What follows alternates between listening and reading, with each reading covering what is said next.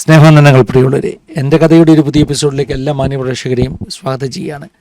അനുഗ്രഹിക്കപ്പെട്ട ഒരു ദിവസം, നല്ല ജീവിതാനുഭവം നമ്മൾ കേൾക്കാൻ പോവുകയാണ്. ഇന്ന് നമ്മൾ കേൾക്കാൻ പോകുന്ന അനുഭവത്തിന് പ്രത്യേകതകളുണ്ട്, വ്യത്യസ്തതകളുണ്ട്. ഒരു നോർത്ത് ഇന്ത്യയിൽ ജനിച്ചു വളർന്ന മലയാളി ഇന്ന് അറേബ്യൻ ദേശത്ത് ഒരു ഹിന്ദി ചർച്ചിൻ്റെ പാസ്റ്ററായിട്ടിരിക്കുന്നു. നല്ലൊരു ജീവിതാനുഭവം പറഞ്ഞു കഴിഞ്ഞപ്പോൾ വളരെ വേഗത്തിൽ 2 സെൻറ്റൻസ് കൊണ്ട് ഞാൻ പറഞ്ഞു. പക്ഷേ അങ്ങനെയല്ല കേട്ടോ, മണിക്കൂറുകൾ പറഞ്ഞാൽ തീരാത്ത ജീവിതാനുഭവങ്ങളുള്ള ഒരു ദൈവദാസൻ, വ്യത്യസ്തമാകുന്ന വഴികളിലൂടെ കർത്താവ് നടത്തിയൊരു ദൈവദാസൻ തൻ്റെ അനുഭവങ്ങൾ ആസാദിയുടെ പ്രേക്ഷകർക്ക് വേണ്ടി പങ്കുവെക്കുന്നതിൽ വളരെ സന്തോഷമുണ്ട്. പ്രാർത്ഥനയോടുകൂടി നമുക്ക് ദൈവസന്നിധിയിലായിരിക്കാം. ഇന്നത്തെ ശുശ്രൂഷയുടെ അനുഗ്രഹത്തിന് വേണ്ടി നമുക്ക് ചുരുക്കമായിട്ടൊന്ന് പ്രാർത്ഥിക്കാം. പരിശുദ്ധ പിതാവേ, അനുഗ്രഹീതമാകുന്ന ഈ നല്ല സമയത്തിനായി സ്തോത്രം ചെയ്യുന്ന കർത്താവേ, ഞങ്ങളുടെ നടുവിലേക്ക് അവിടുന്ന് കൂട്ടിക്കൊണ്ടുവന്ന അവിടുത്തെ ദാസനായി ഞങ്ങൾ അങ്ങ് സ്തുതിക്കുന്നു. തൻ്റെ ജീവിതാനുഭവങ്ങൾ ഇന്ന് അനേകർക്ക് അനുഗ്രഹമായി തീരുവാൻ പോകുന്ന കൃപയ്ക്കായി സ്തോത്രം സന്നിധിയിലേക്ക് സമർപ്പിക്കുകയാണ്. ഞങ്ങളുടെ ക്രോശങ്ങളെ ക്ഷമിച്ച് ദൈവമഹത്വം ഞങ്ങളോട് വെളിപ്പെടണം പൂർണ്ണമായി സമർപ്പിക്കുന്നപ്പോൾ വീഡിയോ കാണുന്ന ഓരോന്നിൻ്റെ മക്കളെ അനുഗ്രഹിച്ചാട്ട് അങ്ങനെ സംഭവിച്ചിരിക്കാൻ സ്തോത്രം യേശുമൂലം താഴ്മയായി ചോദിക്കുന്നു, കേൾക്കുമാറാകണമേ. ആമേൻ, ആമേൻ, ആമേൻ. കർത്താവിന് സ്തോത്രം. വളരെ സന്തോഷത്തോടുകൂടെ, സ്നേഹത്തോടുകൂടെ, ആദരവോടുകൂടെ പ്രിയ കർത്താവിൻ്റെ ദാസൻ പാസ്റ്റർ ഷാനു വർഗീസ് ബഹ്റിൻ നമ്മുടെ ആസാദിയുടെ എൻ്റെ കഥയിലേക്ക് സ്വാഗതം ചെയ്യണം. Welcome pastor. Praise Lord. North ഇന്ത്യയിലാണ് ജനിച്ചു വളർന്നെന്നൊക്കെ പറഞ്ഞു. മലയാളം എങ്ങനെയുണ്ട്? ഞാൻ ശുശ്രൂഷിക്കുമ്പോൾ, മലയാളത്തിൽ ശുശ്രൂഷിക്കുമ്പോൾ ഞാൻ മുൻകൂർ ജാമ്യം എടുത്താണ് ശുശ്രൂഷിക്കുന്നത്. എന്തെങ്കിലും തെറ്റ് പറ്റി കഴിഞ്ഞു കഴിഞ്ഞാൽ ക്ഷമിക്കണമേ എന്ന് അഭ്യർത്ഥിച്ചുകൊണ്ടാണ് ശുശ്രൂഷ തുടങ്ങുന്നത്. മലയാളത്തിൽ കർത്താവ് നടത്തുന്നു. ബഹ്റിൻ AG ചർച്ചിന്റെ ഹിന്ദി വിഭാഗത്തിന്റെ പാസ്റ്ററാണ് അല്ലേ?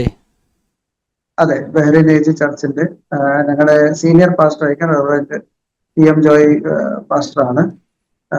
അതിന്റെ പല ഏരിയാസ് അത് ഡിവൈഡ് ചെയ്തിട്ടുണ്ട്. അതിൻ്റെ അകത്ത് ഹിന്ദി ശുശ്രൂഷിക്കുവാൻ ദൈവം ഇടയാക്കുന്നു. ദൈവത്തിന് സ്തോത്രം ചെയ്യുന്നു. ഞാൻ പാസ്റ്ററുടെ സാക്ഷ്യം ഹിന്ദിയിൽ കേട്ടിട്ടുണ്ട്. എനിക്ക് തോന്നുന്നു പാസ്റ്ററുടെ ലാംഗ്വേജ് ഹിന്ദിയാണെന്ന് തോന്നുന്നു, ഒന്നാമത്തെ ലാംഗ്വേജ്. അപ്പോൾ അതെ അതെ അതെ ഞാൻ എപ്പോഴും പറയാറുള്ളത് ഹിന്ദിയാണ് എൻ്റെ ഫസ്റ്റ് ലാംഗ്വേജ്, സെക്കൻഡ് ലാംഗ്വേജ് ആ മലയാളം. അങ്ങനെ ഞാൻ എപ്പോഴും പറയാറുണ്ട്. ശരി. അപ്പം ഞാൻ അന്ന് ആ സാക്ഷ്യത്തിൽ കേട്ടത്, പാസ്റ്റർ മിക്കവാറും നോർത്ത് ഇന്ത്യയുടെ ഒരു നല്ല ഭാഗം സ്ഥലങ്ങളും ഇങ്ങനെ വട്ടം കറങ്ങിയ ഒരാളാണ്. അങ്ങ് പടിഞ്ഞാറോട്ട് പോയാൽ ഗുജറാത്ത്, അങ്ങ് സിക്കിം മേളോട്ട് പോയി കഴിഞ്ഞാൽ അല്ലേ, പിന്നെ ജനിച്ചത് ബസ്തറില്, ജനിച്ചത് കേരളത്തിൽ, വളർന്നത് ബസ്തറില്. ബസ്തർ 12ാം ക്ലാസ് വരെ ഞാൻ ബസ്തറിലായിരുന്നു. ശരി. അന്ന് മധ്യപ്രദേശിലായിരുന്നു. ഇന്നത് ഛത്തീസ്ഗഡോ? ഇന്നത് ഛത്തീസ്ഗഡ്. 2000-ന് ശേഷം മധ്യപ്രദേശ് വിഭാഗിക്കപ്പെട്ടപ്പോൾ ഛത്തീസ്ഗഡും മധ്യപ്രദേശുമായിട്ട് അത് വിഭാഗിക്കപ്പെട്ടു. ഒരു സമയത്ത് ഇന്ത്യയിലെ ഏറ്റവും വലിയൊരു ജില്ലയായിരുന്നു. ഒരു സമയത്ത് ഏറ്റവും വലിയ ജില്ലയായിരുന്നു ബസ്തർ ജില്ല. അത് ക്രോസ് ചെയ്യണമെങ്കിൽ തന്നെ 10 hours വേണമായിരുന്നു. ഏകദേശം 9 to 10 hours വേണമായിരുന്നു ഒരു ജില്ല ക്രോസ് ചെയ്യണമെങ്കിൽ. ഒരു സംസ്ഥാനം പോലെ ഉണ്ടല്ലോ ബസ്തർ ജില്ല. എനിക്ക് തോന്നുന്നു ഖനികളൊക്കെ ഒത്തിരി ഉള്ള ഒരു സ്ഥലമാണ്. മൈൻസുകൾ ഇഷ്ടം പോലുള്ള സ്ഥലമാണ്. പിന്നെ വേറൊരു ട്രൈബൽ ഏരിയയും കൂടിയാണ്. പിന്നെ ഇതിന്റെ ഇടയ്ക്ക് ഒരു മാവോയിസ്റ്റിന്റെ പ്രശ്നങ്ങളൊക്കെ ഉണ്ടായി. എന്നാൽ കേന്ദ്ര സർക്കാർ ഇടപെട്ട് അതിനെ പരിഹരിച്ചിട്ടുണ്ട്, ഏകദേശം പരിഹരിച്ചിട്ടുണ്ട്. അതെ പാസ്റ്ററെ, ആ ഒരു കാര്യം പറഞ്ഞപ്പോഴേ ഈ അടുത്ത സമയങ്ങളിൽ ഞാൻ കേൾക്കുന്ന ഒരു വാർത്തയാണ്, ബസ്തർ ജില്ലയിൽ ഇന്ന് ഒത്തിരി വിശ്വാസികളുണ്ടെന്ന് ഞാൻ കേൾക്കുന്നു. ആ വാർത്തയുടെ ഒരു യാഥാർത്ഥ്യം എന്താണെന്ന് എനിക്കറിയത്തില്ല. പക്ഷേ പാസ്റ്റർ അവിടെ 12ാം ക്ലാസ് വരെ പഠിച്ചതുകൊണ്ട് ഇപ്പോഴും ബസ്തറുമായിട്ട് കണക്ഷനൊക്കെ ഉണ്ടോ, പരിചയങ്ങളുണ്ടോ? ഞാൻ ബസ്തറുമായിട്ടുള്ള കണക്ഷൻ 1997 വിട്ടു. കാരണം എന്റെ ഫാദർ ആ സമയത്ത് റിട്ടയർ ആയത് 1997. അതിനുശേഷം ബസ്തറുമായിട്ട് ഇനി കണക്ഷൻ ഇല്ല. എന്നാൽ ഇപ്പം പുതിയതായിട്ടുള്ള കണക്ഷനുകൾ ഡെവലപ്പ് ആയി വരുന്നുണ്ട്. ഇപ്രാവശ്യം അവധിയിൽ വരുമ്പോൾ ബസ്തർ ഒന്ന് പോകണമെന്ന് എനിക്ക് ആഗ്രഹമുണ്ട്. അവിടുത്തെ ദേവദാസന്മാരുമായിട്ട് കണക്ട് ചെയ്തിട്ട് ആ പഴയ എന്റെ ചെറുപ്പനാളത്തെ മെമ്മറീസ് ഒന്ന് അയവെറുക്കുവാൻ വേണ്ടി വീണ്ടും പോകാൻ ആഗ്രഹമുണ്ട്. ഞാൻ ഈ അടുത്ത സമയത്ത് കേൾക്കുന്നത് ബസ്തറിലെ ട്രൈബൽ ബെൽറ്റിൽ ഒത്തിരി വിശ്വാസികളും ചർച്ചസും ഇന്നുണ്ടെന്നാണ് പാസ്റ്ററെ ഞാൻ കേൾക്കുന്നത്. ഈ 2 ദിവസം ഞാനും മുമ്പ് അങ്ങനെ ഞാൻ അങ്ങനെ ഒരു വാർത്ത കേട്ടു. അതെ, അങ്ങനെ ഞാനും കേൾക്കുന്നുണ്ട്. സ്തോത്രം. എന്നാൽ ഈ വർഷം ദൈവം അനുവദിക്കാതെ നാട്ടിൽ പോവാണെങ്കിൽ ആ ഏരിയകളൊന്ന് പോകണമെന്ന് എനിക്ക് ആഗ്രഹമുണ്ട്. ദൈവത്തിൻ്റെ സ്തോത്രം. അപ്പോൾ പാസ്റ്റർ ജീവിതാനുഭവങ്ങൾ നമുക്ക് കേൾക്കണം. ആദ്യം ഒന്ന് പരിചയപ്പെടുത്താൻ വേണ്ടി കുടുംബത്തെക്കുറിച്ച്, മാതാപിതാക്കളെക്കുറിച്ചൊക്കെ ഒന്ന് പറയാം. നമ്മുടെ പ്രേക്ഷകർക്ക് ഇപ്പോൾ ഒരു ഇൻട്രഡക്ഷൻ കിട്ടുമല്ലോ. പാസ്റ്ററുടെ പശ്ചാത്തലം, നാട്ടിലെവിടെയാ, ഇങ്ങനെയുള്ള കാര്യങ്ങളൊക്കെ ആദ്യം ഒന്ന് പറയാം. എൻ്റെ പേര് ഷൈനു പി വർഗീസ് എന്നാണ്. എൻ്റെ നാട് സ്വദേശം കൊല്ലം ജില്ലയിലെ കൊളത്തുപുഴ എന്ന് പറയുന്ന സ്ഥലത്താണ്. ഞാൻ ജനിച്ചത് കേരളത്തിലാണെങ്കിലും വളർന്നത് ഞാൻ ഛത്തീസ്ഗഡിലാണ്. അന്ന് മധ്യപ്രദേശിന്റെ ഭാഗമായിരുന്നു. ദേവദാസൻ ഓർമ്മിപ്പിച്ചതുപോലെ മധ്യപ്രദേശിന്റെ ഭാഗമായിരുന്നു. സ്തോത്രം. ആദ്യമായിട്ട് ഞാൻ കർത്താവിന് സ്തോത്രം കരയറ്റുകയാണ്. പിന്നെ ഈ സൂം പ്ലാറ്റ്ഫോമിൽ കൂടി എന്നെ ആ സാക്ഷ്യത്തിന് വേണ്ടി വിളിച്ച ദേവദാസൻ പാസ്റ്റർ ഫിന്നിയോടും ഞാൻ താങ്ക്സ് പറയുകയാണ്. ആമേൻ. വീണ്ടും ഞാൻ എൻ്റെ സാക്ഷ്യത്തിലേക്ക് പ്രവേശിക്കുകയാണ്. ആമേൻ. ഞാൻ വളർന്നത് ബസ്തർ ഡിസ്ട്രിക്റ്റിലാണ്. അന്ന് ബസ്തർ ആയിരുന്നു. ഇന്ന് 7 ഭാഗമായിട്ട് 7 ഡിസ്ട്രിക്റ്റായിട്ട് വിഭാഗിക്കപ്പെട്ടിരിക്കുന്നു. 12ാം ക്ലാസ് വരെ ഞാൻ ഛത്തീസ്ഗഡിലാണ് വളർന്നത്. അന്ന് മധ്യപ്രദേശ് ആയിരുന്നു. ഫാദറിന് അവിടെ അന്ന് ബസ്തർ ജില്ലയിൽ കിരണ്ടൂൽ എന്ന് പറയുന്ന സ്ഥലത്ത് അവിടെ 1960 പപ്പ അവിടെ പോകുവാൻ ഇടയായി. അവിടെ കമ്പനി ഉണ്ട്, NMDC. ആ കമ്പനിയിൽ ജോലി ചെയ്യുവാൻ ദൈവം ഇടയാക്കി. 1997 വരെ അവിടെ ജോലി ചെയ്തു. ജോലി ചെയ്തതിന് ശേഷം നാട്ടിലേക്ക് മടങ്ങി വരികയും ചെയ്തു. എനിക്ക് 2 സിസ്റ്റേഴ്സാണ് ഉള്ളത്. ഒരാള് രണ്ടും ഇളയതാണ്, എന്നെക്കാട്ടി ഇളയതാണ്. ഒരാള് ബാംഗ്ലൂരിലും മറ്റേ ആള് അതിന്റെ ഇളയത് UK സെറ്റിൽഡ് ആണ്. സ്തോത്രം. ഞാൻ ഇവിടെ ബഹ്റിനില് വൈഫുണ്ട്. 2 പിള്ളേരാണ് എനിക്കുള്ളത്. മോള് UK മോന് ഇവിടെ തന്നെ ബഹ്റിനിൽ തന്നെ പഠിക്കുകയാണ്. അപ്പൊ ഇതാ എൻ്റെ ഫാമിലി ബാക്ക്ഗ്രൗണ്ട്. അതെ, ഒരു CSI പശ്ചാത്തലം അല്ലേ? മാർത്തോമ പശ്ചാത്തലം. അപ്പോൾ മാർത്തോമ പശ്ചാത്തലമായിരുന്നെങ്കിലും ഒരു പെന്തക്കോസ്റ്റ് അനുഭവത്തിലേക്കൊക്കെ വരുന്നത് ഒരു വലിയ ദൈവത്തിന്റെ എൻകൗണ്ടറിൽ കൂടിയൊക്കെയാണ്. ഹിന്ദിയില് ഞാൻ ടെസ്റ്റ് പണി കൊടുത്തപ്പോൾ കർത്താവിനെ കാണുവാനും കർത്താവിനോട് സംസാരിക്കുവാനും എൻ്റെ ജീവിതത്തിലുള്ള ദൈവിക ഉദ്ദേശം കർത്താവ് വെളിപ്പെടുത്തി തരികയും ചെയ്തു. അപ്പം കർത്താവുമായിട്ട് ഒരു എൻകൗണ്ടർ ഉണ്ടായി 1999. അത് രക്ഷിക്കപ്പെട്ട് കഴിഞ്ഞതിന് ശേഷമാണ്. ഇന്നലെ ഞാനൊരു വീട്ടിൽ ശുശ്രൂഷിച്ചുകൊണ്ടിരിക്കുമ്പോൾ ഞാൻ അവരോട് പറഞ്ഞത്, കർത്താവുമായിട്ട് ഒരു എൻകൗണ്ടർ ഉണ്ടായാൽ മാത്രമേ വിശ്വാസത്തിൽ നിലകൊള്ളുവാൻ പറ്റുകയുള്ളൂ. ഈ 21ാം നൂറ്റാണ്ടിൽ പലരുടെയും വിശ്വാസം തണുത്തു പോകുമ്പോൾ കർത്താവിന് വേണ്ടി എരിവോട് നിൽക്കണമെങ്കിൽ ഒരു എൻകൗണ്ടർ ഉണ്ടായവർക്ക് മാത്രമേ അത് നിൽക്കാൻ പറ്റത്തുള്ളൂ. അല്ലെങ്കിൽ ഒരു തണുത്ത അനുഭവത്തിലേക്ക് അത് പോകും. പാസ്റ്റർ പറഞ്ഞ അബ്സല്യൂട്ട്ലി റൈറ്റ് ആണ്. ജീവിതത്തിൽ മറക്കാനാവാത്ത ഒരു എൻകൗണ്ടർ ഉണ്ടായാൽ നമ്മൾ ഒരിക്കലും കർത്താവിനെ വിട്ടുപോകത്തില്ല. വട്ടുപിടിച്ചതുപോലെ കർത്താവിനെ പിൻപറ്റും. ഞാൻ ഞങ്ങളുടെ ചെറുപ്പക്കാരെയും ഞങ്ങളുടെ ചർച്ചിലുള്ളവരൊക്കെ എൻകറേജ് ചെയ്യുന്നതാ പാസ്റ്റർ. ജീവിതത്തിൽ ഒരിക്കലെങ്കിലും, ഞാൻ പറയത്തില്ല എല്ലാ ദിവസവും എൻകൗണ്ടർ ഒന്നും ഉണ്ടാകത്തില്ല, but at least once in your lifetime ജീവിതത്തിൽ ഒരു പ്രാവശ്യമെങ്കിലും ഒരു എൻകൗണ്ടർ ഉണ്ടാകണം. അപ്പോൾ നമുക്ക് കേൾക്കണം പാസ്റ്റർ, ചെറിയ പ്രായം മുതലുള്ള അനുഭവങ്ങൾ കേൾക്കണം. ഇതെല്ലാം പറയണം കേട്ടോ. ഹിന്ദി വിട്ടുപോയതും പാസ്റ്റർക്ക് മലയാളത്തിൽ പറയാം. അപ്പോൾ എല്ലാം കേൾക്കാൻ നമ്മൾ റെഡിയാണ്. പാസ്റ്റർക്ക് സമയം തരികയാണ്. വേഗത്തിൽ പറഞ്ഞാട്ട് അത്യാവശ്യം ഉണ്ടെങ്കിൽ മാത്രം ഞാൻ ഇടയ്ക്ക് ചോദ്യങ്ങൾ ചോദിക്കാം. പാസ്റ്റർക്ക് കണ്ടിന്യൂ ചെയ്യാം. Thank you. ഞാൻ ജനിച്ചത് കേരളത്തിലാണെങ്കിലും വളർന്നത് ഛത്തീസ്ഗഡിലാണ്, ബസ്തർ എന്ന ജില്ലയിലാണ് വളർന്നത്. എൻ്റെ മാതാപിതാക്കൾ ചെറുപ്പത്തിൽ തന്നെ വളരെ ശിക്ഷണത്തിൽ ആണ് ഞങ്ങളെ വളർത്തിയത്. ഞങ്ങള് 3 പേരാണുള്ളത്. ഞാനും എനിക്ക് 2 സിസ്റ്റേഴ്സും. ഞാൻ നേരത്തെ പറഞ്ഞതുപോലെ എൻ്റെ സിസ്റ്റേഴ്സ് ഫാമിലി ആയിട്ട് ഒരാൾ ബാംഗ്ലൂരിലും ഒരാൾ UK സെറ്റിൽഡ് ആണ്. ചെറുപ്പത്തിൽ വളരെ സ്ട്രിക്റ്റ് ആയിട്ട്, പപ്പ മിലിറ്ററി ചിട്ടയായിരുന്നു വീട്ടില്. മൈൻസിലാ ജോലി എന്നെങ്കിലും വീട്ടിൽ ഭയങ്കര സ്ട്രിക്റ്റ് ആയിരുന്നു. പ്രാർത്ഥന, പ്രത്യേകിച്ചും പ്രാർത്ഥനയുടെ കാര്യത്തിലെല്ലാം വൈകിട്ട് ഞങ്ങൾ 3 പേരും പ്രാർത്ഥിക്കാതെ ഞങ്ങൾക്ക് വൈകിട്ട് രാത്രിയിൽ ശാപ്പാട് ഞങ്ങൾക്ക് ലഭിക്കുകയില്ല. വൈകിട്ട് ഡിന്നർ ഞങ്ങൾക്ക് കിട്ടത്തില്ല. രാവിലെ എഴുന്നേൽക്കുമ്പോൾ എല്ലാവരും ഒരുമിച്ച് ഇരുന്നിട്ട് പ്രാർത്ഥിച്ചിട്ട് മാത്രമേ ബെഡിൽ നിന്ന് എഴുന്നേക്കാൻ പറ്റത്തുള്ളൂ. അങ്ങനെ ഭയങ്കര സ്ട്രിക്റ്റ് ആയിരുന്നു എൻ്റെ ഫാദർ. പിന്നെ വെനസ്ഡേയിലായിരുന്നു ഞങ്ങൾക്ക് അവിടെ അവധി. കാരണം മൈൻസ് ഏരിയ ആയതുകൊണ്ട് സൺഡേയിലും അല്ല, വെനസ്ഡേയിലായിരുന്നു അവധി. അപ്പോൾ വെനസ്ഡേയില് 2 മണിക്കൂറായിരുന്നു ഞങ്ങളുടെ സെൻട്രൽ സ്കൂൾ. അത് കഴിഞ്ഞിട്ട് പിന്നെ പ്രെയർ മീറ്റിംഗ് ആയിരുന്നു. അപ്പൊ അതൊരു കോൺഗ്രിഗേഷൻ ആയിരുന്നു. മാർത്തോമ, CSI, ഓർത്തഡോക്സ്, യാക്കോബൈറ്റ്സ് എല്ലാവരും ഒരുമിച്ച് ചേർന്ന ഒരു കോൺഗ്രിഗേഷൻ ആയിരുന്നു. 1 മാസം വിശാഖപട്ടണത്തിൽ നിന്ന് മാർത്തോമ സഭയിലെ അച്ഛൻ വരും. പിന്നെ അടുത്ത മാസമാകുമ്പോൾ, നെക്സ്റ്റ് മന്തിലാവുമ്പോൾ ബിലായിന്ന് ഓർത്തഡോക്സ് യാക്കോബ അവിടുന്ന് ചർച്ചിൽ നിന്ന് അച്ഛൻ വന്നിട്ട് അവിടെ ശുശ്രൂഷയൊക്കെ നിർവഹിക്കുമായിരുന്നു. അപ്പൊ അങ്ങനെ ഒരു കോൺഗ്രിഗേഷനിലായിരുന്നു ഞങ്ങൾ ഒരുമിച്ച് പോയിക്കൊണ്ടിരുന്നത്. കോൺഗ്രിഗേഷൻ ആണെങ്കിൽ പോലും പപ്പ വചന ശുശ്രൂഷയൊക്കെ ചെയ്യുമായിരുന്നു. പപ്പയും പിന്നെ വേറൊരു അങ്കിളും ഉണ്ടായിരുന്നു. ആ അങ്കിൾ 2 പേരും കൂടെ ആയിരുന്നു അച്ഛൻ ഇല്ലാത്തപ്പം വചന ശുശ്രൂഷ ചെയ്തുകൊണ്ടിരുന്നത്.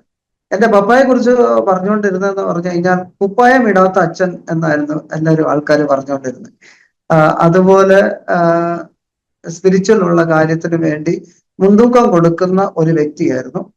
പ്രത്യേകിച്ച് പപ്പ പ്രാർത്ഥിക്കുകയും പിന്നെ സെൻട്രൽ സ്കൂളിലും പ്രെയർ മീറ്റിങ്ങും വൈകിട്ട് വെനസ്ഡേ വൈകിട്ട് 7 മുതൽ 9 മണി വരെ അവിടെ പ്രെയർ മീറ്റിംഗ് ഉണ്ടായിരുന്നു. ആ പ്രെയർ മീറ്റിംഗ് സ്കിപ്പ് ചെയ്യാൻ ഒരിക്കലും അനുവദിക്കത്തില്ലായിരുന്നു പപ്പ. സെൻട്രൽ സ്കൂള് 1 മണിക്കൂർ മലയാളവും 1 മണിക്കൂർ ബൈബിൾ സ്റ്റോറീസും ഒക്കെയായിരുന്നു. എല്ലാ വർഷവും എക്സാമിനേഷൻസ് ഉണ്ടായിരുന്നു. അപ്പോൾ ഈ കാര്യത്തിനെല്ലാം ചേരണമെന്നായിരുന്നു പപ്പായുടെയും അമ്മയുടെയും ആഗ്രഹം. അങ്ങനെ വളരെ സ്ട്രിക്റ്റ് ആയിട്ടാണ് എൻ്റെ ചെറുപ്പനാളിൽ സെൻട്രൽ സ്കൂളിന്റെയും ചർച്ചിന്റെ കാര്യത്തിലും എല്ലാം ഞങ്ങൾ അതിൻ്റെ അകത്ത് ചേർന്നുകൊണ്ടിരുന്നത്. 12th കഴിഞ്ഞ് കഴിഞ്ഞപ്പോൾ ഞാൻ നാഗ്പൂരിലേക്ക് പഠിക്കാനായിട്ട് പോയി. ശേഷം ബോംബെയിലേക്ക് വന്നു. ബോംബെയില് പവൈ എന്ന് പറയുന്ന സ്ഥലത്ത് തന്നെയായിരുന്നു എൻ്റെ ആദ്യത്തെ ഇന്റർവ്യൂ 1994. ഇന്റർവ്യൂ കഴിഞ്ഞിട്ട് എന്നെ നേരെ സൂററ്റിലേക്ക് അയച്ചു. സൂററ്റ് സെപ്റ്റംബർ മാസം 1994. അന്നാണ് സൂററ്റിൽ പ്ലേഗ് വന്നത്. 1994 സൂററ്റിൽ പ്ലേഗ് വന്നത്. എനിക്കിപ്പോഴും തീയതി ഓർമ്മയുണ്ട്. സെപ്റ്റംബർ 20, 1994, 1994 സെപ്റ്റംബർ 20 അവിടെ പ്ലേഗ് വന്നത്. സൂററ്റ് സിറ്റി ഏകദേശം സീൽ ചെയ്തു. എൻ്റെ ജോലിയുടെ ആദ്യത്തെ ദിവസമായിരുന്നു സൂററ്റിൽ പ്ലേഗ് വന്നത്. അവിടെ 3 ദിവസം ജോലി ചെയ്ത് കഴിഞ്ഞിട്ട് പിന്നെ ഞങ്ങൾ ബോംബെയിലേക്ക് പലായനം ചെയ്യുകയായിരുന്നു. പിന്നെ 1.5 മാസത്തിന് ശേഷമാണ് തിരിച്ച് സൂററ്റിലേക്ക് വരുന്നത്. സൂററ്റിൽ വെച്ചാണ് പലവിധമായ ആക്സിഡൻസ് എൻ്റെ ജീവിതത്തിൽ നടന്നത്. ആദ്യത്തെ എൻ്റെ ആക്സിഡന്റ് ഛത്തീസ്ഗഡിൽ ഇരുന്നപ്പോഴാണ്. ഛത്തീസ്ഗഡിൽ ഞങ്ങൾ കുടുംബമായിട്ട് ഞങ്ങൾ നാട്ടിലോട്ട് പോയിക്കൊണ്ടിരിക്കുമ്പോൾ ഛത്തീസ്ഗഡിൽ നിന്ന് കിരണ്ടൂൽ എന്ന് പറയുന്ന സ്ഥലത്ത് നിന്ന് വിശാഖപട്ടണത്തിലേക്ക് പോകുന്ന ഒരു ട്രെയിൻ ഉണ്ട്. ആ ട്രെയിൻ പോകുന്നത് അർക്കു എന്ന് പറയുന്ന സ്ഥലത്തിൽ കൂടി കടന്നു. അവിടെ ഏകദേശം 50 to 60 ടണൽസ് ഉണ്ട്. ഈ ടണൽസിന്റെ അകത്ത് ഒരു മഴക്കാലത്ത് ഞങ്ങൾ പോയിക്കൊണ്ടിരിക്കുമ്പോൾ ഈ ടണൽസിന്റെ അകത്ത് വെള്ളമൊക്കെ കയറി ഞങ്ങളുടെ പാസഞ്ചർ ട്രെയിന് ടണലിന്റെ അകത്തോട്ട് കയറിയപ്പോൾ ടണൽ ഇടിച്ചു പോയി. ഇത് 80s സംഭവമാണ്. അപ്പോൾ ടണൽ ഇടിച്ചു പോയി. 3 ദിവസം ഞങ്ങൾ ടണലിന്റെ അകത്തായിരുന്നു. പക്ഷേ ഞങ്ങൾക്ക് ഒരു കേടുപാടും വരുവാൻ ദൈവം അനുവദിച്ചില്ല. അത് മാത്രമേ എനിക്ക് പറയാനുള്ളൂ. കാരണം എഞ്ചിന്റെ സൈഡിലേക്കാണ് ഈ മണ്ണ് മുഴുവൻ ഇടിഞ്ഞു വീണത്. പിന്നെ ഈ ട്രെയിൻ വെളിയിലെടുക്കാൻ, ഈ കമ്പാർട്ട്മെന്റ് എല്ലാം വെളിയിലെടുക്കുവാൻ വേണ്ടി 3 ദിവസം എടുത്തു. അന്ന് ഇതുപോലത്തെ ഇന്നത്തെ പോലെ ആധുനിക ടെക്നോളജി ഒന്നുമില്ല. ട്രെയിനൊക്കെ വലിച്ചെടുക്കുവാൻ വേണ്ടി 3 ദിവസം എടുത്തു. അന്ന് നാട്ടിലേക്ക് കൊണ്ടുപോകാൻ വേണ്ടിയുള്ള സാധനങ്ങളെല്ലാം കയ്യിലുണ്ട്. അതെല്ലാം അവിടെ വെച്ച് ഞങ്ങൾ തീർത്തു. പിന്നെ അവിടെ വന്ന ഈ ലേബേഴ്സിന്റെ കയ്യിൽ നിന്നും ശാപ്പാട് മേടിച്ചാണ് ഞങ്ങൾ അവിടെ 3 ദിവസം കഴിഞ്ഞത്. അങ്ങനെയാണ് ആദ്യത്തെ ട്രെയിൻ ആക്സിഡന്റ്. എന്റെ ജീവിതത്തിൽ സെക്കൻഡ് ട്രെയിൻ ആക്സിഡന്റ് എന്ന് നടക്കുന്നത്, ഞാൻ സൂരറ്റിലേക്ക് കടന്നു പോകുമ്പോൾ രാജ്കോട്ട് എക്സ്പ്രസിൽ കടന്നുപോയി, ട്രിവാൻഡ്രം രാജ്കോട്ട് എക്സ്പ്രസിൽ കടന്നുപോയി അംബർനാഥ് എന്ന് പറയുന്ന സ്ഥലത്ത് അവിടെ ട്രെയിൻ പാളം തെറ്റിപ്പോയി. അത്ഭുതകരമായിട്ട് ദൈവം അവിടുന്ന് വിടുവിച്ചു. ഇത് 2 ട്രെയിൻ ആക്സിഡന്റ്. 2 ബസ് ആക്സിഡന്റ് നടന്നത്, ഒന്ന് നാഗ്പൂരിൽ വെച്ച, ഞാൻ അവിടെ പഠിച്ചുകൊണ്ടിരിക്കുമ്പോൾ ബസ്സിൽ തൂങ്ങി പോയിക്കൊണ്ടിരിക്കുമ്പോൾ ഒരു ഓട്ടോ ആയിട്ട് ഇടിച്ചു കഴിഞ്ഞിട്ട് ഞാൻ റോഡിലേക്ക് വീഴുകയായിരുന്നു. റോഡിലേക്ക് വീഴുമ്പോൾ പെട്ടെന്ന് ആൾക്കാർ അലക്കുകയും ബസ് ഡ്രൈവർ പെട്ടെന്ന് ബ്രേക്ക് ചവിട്ടുകയും ചെയ്തു. അതുകൊണ്ട് ഞാൻ കഷ്ടിച്ച് രക്ഷപ്പെട്ടു. ആമേൻ. ഇതാണ് എൻ്റെ ഒരു ബസ് ആക്സിഡന്റ്. രണ്ടാമത്തെ ബസ് ആക്സിഡന്റ് കരുണാപ്പള്ളി വെച്ചാണ്. എറണാകുളത്തിൽ നിന്നും ഞാൻ വീട്ടിലേക്ക് കടന്ന് ബസ്സിൽ വരുമ്പോൾ കരുണാപ്പള്ളി സ്റ്റാൻഡിന്റെ അകത്തോട്ട് ബസ് ടേൺ ചെയ്യുമ്പോൾ വേറൊരു ട്രക്ക്, ഒരു lorry, full loaded lorry control തെറ്റി ഞാൻ ഇരിക്കുന്ന ഇടത്ത് തന്നെ വന്ന് റാം ചെയ്ത് അകത്ത് കയറി. എന്നാൽ ഈ ലോറി വരുന്ന കണ്ടു കഴിഞ്ഞപ്പോൾ എനിക്ക് എൻ്റെ ഹൃദയത്തിൻ്റെ അകത്ത് ഒരു ശബ്ദം, ആരോ പറയുന്നത് പോലെ വേറെടുത്തേക്ക് ചാടി മാറാൻ പറഞ്ഞു. അങ്ങനെ ആ ലോറി വരുന്ന കണ്ടു കഴിഞ്ഞപ്പോൾ കാഴ്ച കണ്ടു കഴിഞ്ഞപ്പോൾ ഞാൻ പെട്ടെന്ന് മറ്റിടത്തേക്ക് മാറി. പക്ഷെ ഞാൻ ഇരിക്കുന്ന ഇടത്ത് തന്നെ ആ ലോറി റാമ്പ് ചെയ്ത് അകത്ത് കയറി. അത്ഭുതകരമായിട്ടാണ് ദൈവം അവിടുന്ന് വിടുവിച്ചത്. അടുത്തത് ബൈക്ക് ആക്സിഡന്റ് സൂററ്റിൽ വെച്ചാണ് നടന്നത്. ബൈക്ക് ആക്സിഡന്റ് ഞാൻ ചെയ്ത ജോലി ചെയ്യുന്ന കമ്പനി ഞാൻ തിരിച്ചു പോയിക്കൊണ്ടിരിക്കുമ്പോൾ ഞാനല്ല ഓടിച്ചത്, വേറൊരാളാണ് ഓടിച്ചുകൊണ്ടിരുന്നത്. എന്നാൽ ഹീറോ ഹോണ്ടയും ഞങ്ങളുടെ സ്കൂട്ടറും ഇടിച്ചപ്പോൾ ഹീറോ ഹോണ്ടയിലുള്ളവന്റെ സ്കള്ള് പൊട്ടി മുകളിലോട്ട് പോയി. എന്റെ മുമ്പിൽ ഉണ്ടായിരുന്ന മാനേജറിന് ഭയങ്കര പരിക്കുകൾ ഏറ്റു. അതിന്റെ പുറയിൽ ഞങ്ങൾ 3 പേർക്കും പരിക്കേറ്റു. പക്ഷേ ദൈവം അത്ഭുതകരമായിട്ട് എന്നെ വിടുവിച്ചു. മറ്റേ ഹീറോ ഹോണ്ടക്കാരന് എന്തോ പറ്റിയെന്ന് അറിയില്ല. ഞങ്ങളെല്ലാം എടുത്തോണ്ട് ആൾക്കാർ ഹോസ്പിറ്റലിൽ കൊണ്ടുപോയി. പക്ഷെ ദൈവം അത്ഭുതകരമായിട്ട് അവിടുന്ന് വിടുവിച്ചു എന്ന് സാക്ഷ്യം പറയാനേ എനിക്ക് കഴിയത്തുള്ളൂ. അടുത്ത ആക്സിഡന്റ് എന്താ നടന്നത്, കപ്പലിന്റെ അകത്ത് വെച്ച ഞാന് SRന്റെ ഒരു സിസ്റ്റർ കൺസൾട്ട് കമ്പനി ഉണ്ടായിരുന്നു, ABG ഷിപ്പ്യാർഡ്. ആ ABG ഷിപ്പ്യാർഡിൽ ഞാൻ ട്രെയിനിങ് എഞ്ചിനീയർ ആയിട്ട് 1995 ജോയിൻ ചെയ്തു. അപ്പോൾ ആ കപ്പലിൻ്റെ അകത്ത് ട്രെയിനിങ് എഞ്ചിനീയർ ആയിട്ട് ഞാൻ ജൂനിയർ എഞ്ചിനീയർ ആയിട്ട് ഞാൻ പ്രൊമോഷൻ കിട്ടി കഴിഞ്ഞപ്പോൾ ആ കപ്പലിന്റെ റിപ്പയറിന്റെ റിപ്പയറും അതുപോലത്തെ കാര്യങ്ങളൊക്കെ ഞാൻ നോക്കിക്കൊണ്ടിരിക്കുകയായിരുന്നു.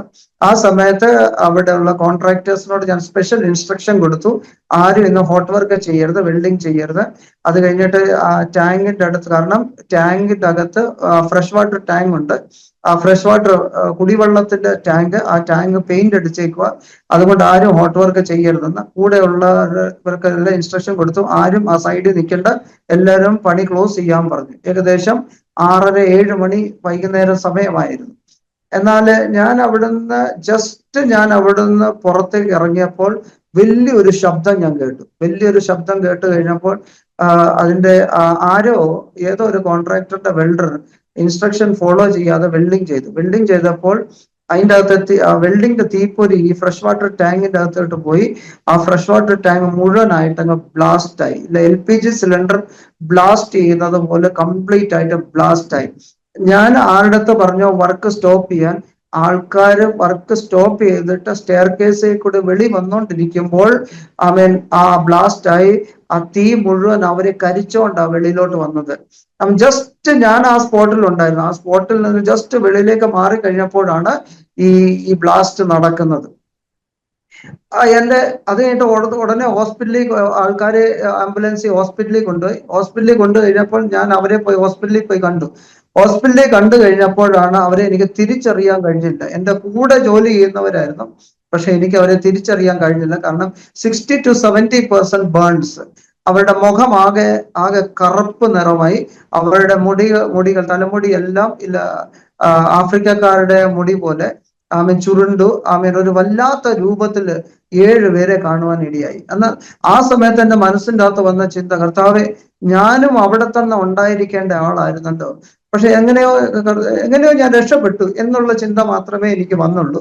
അതിനുശേഷം 1996 വന്ന ഭൂകമ്പത്തിൽ ദൈവം എന്നെ അത്ഭുതകരമായിട്ട് രക്ഷപ്പെടുത്തി. 2001 ഒരു ടെറിഫിക് എർത്ത് ക്വേക്ക് ഉണ്ടായിരുന്നു. അതിന്റെ കാര്യമല്ല പറയുന്നത്. അതിന് മുമ്പേ ഒരു എർത്ത് ക്വേക്ക് ഗുജറാത്തിലുണ്ടായിരുന്നു, വന്നായിരുന്നു.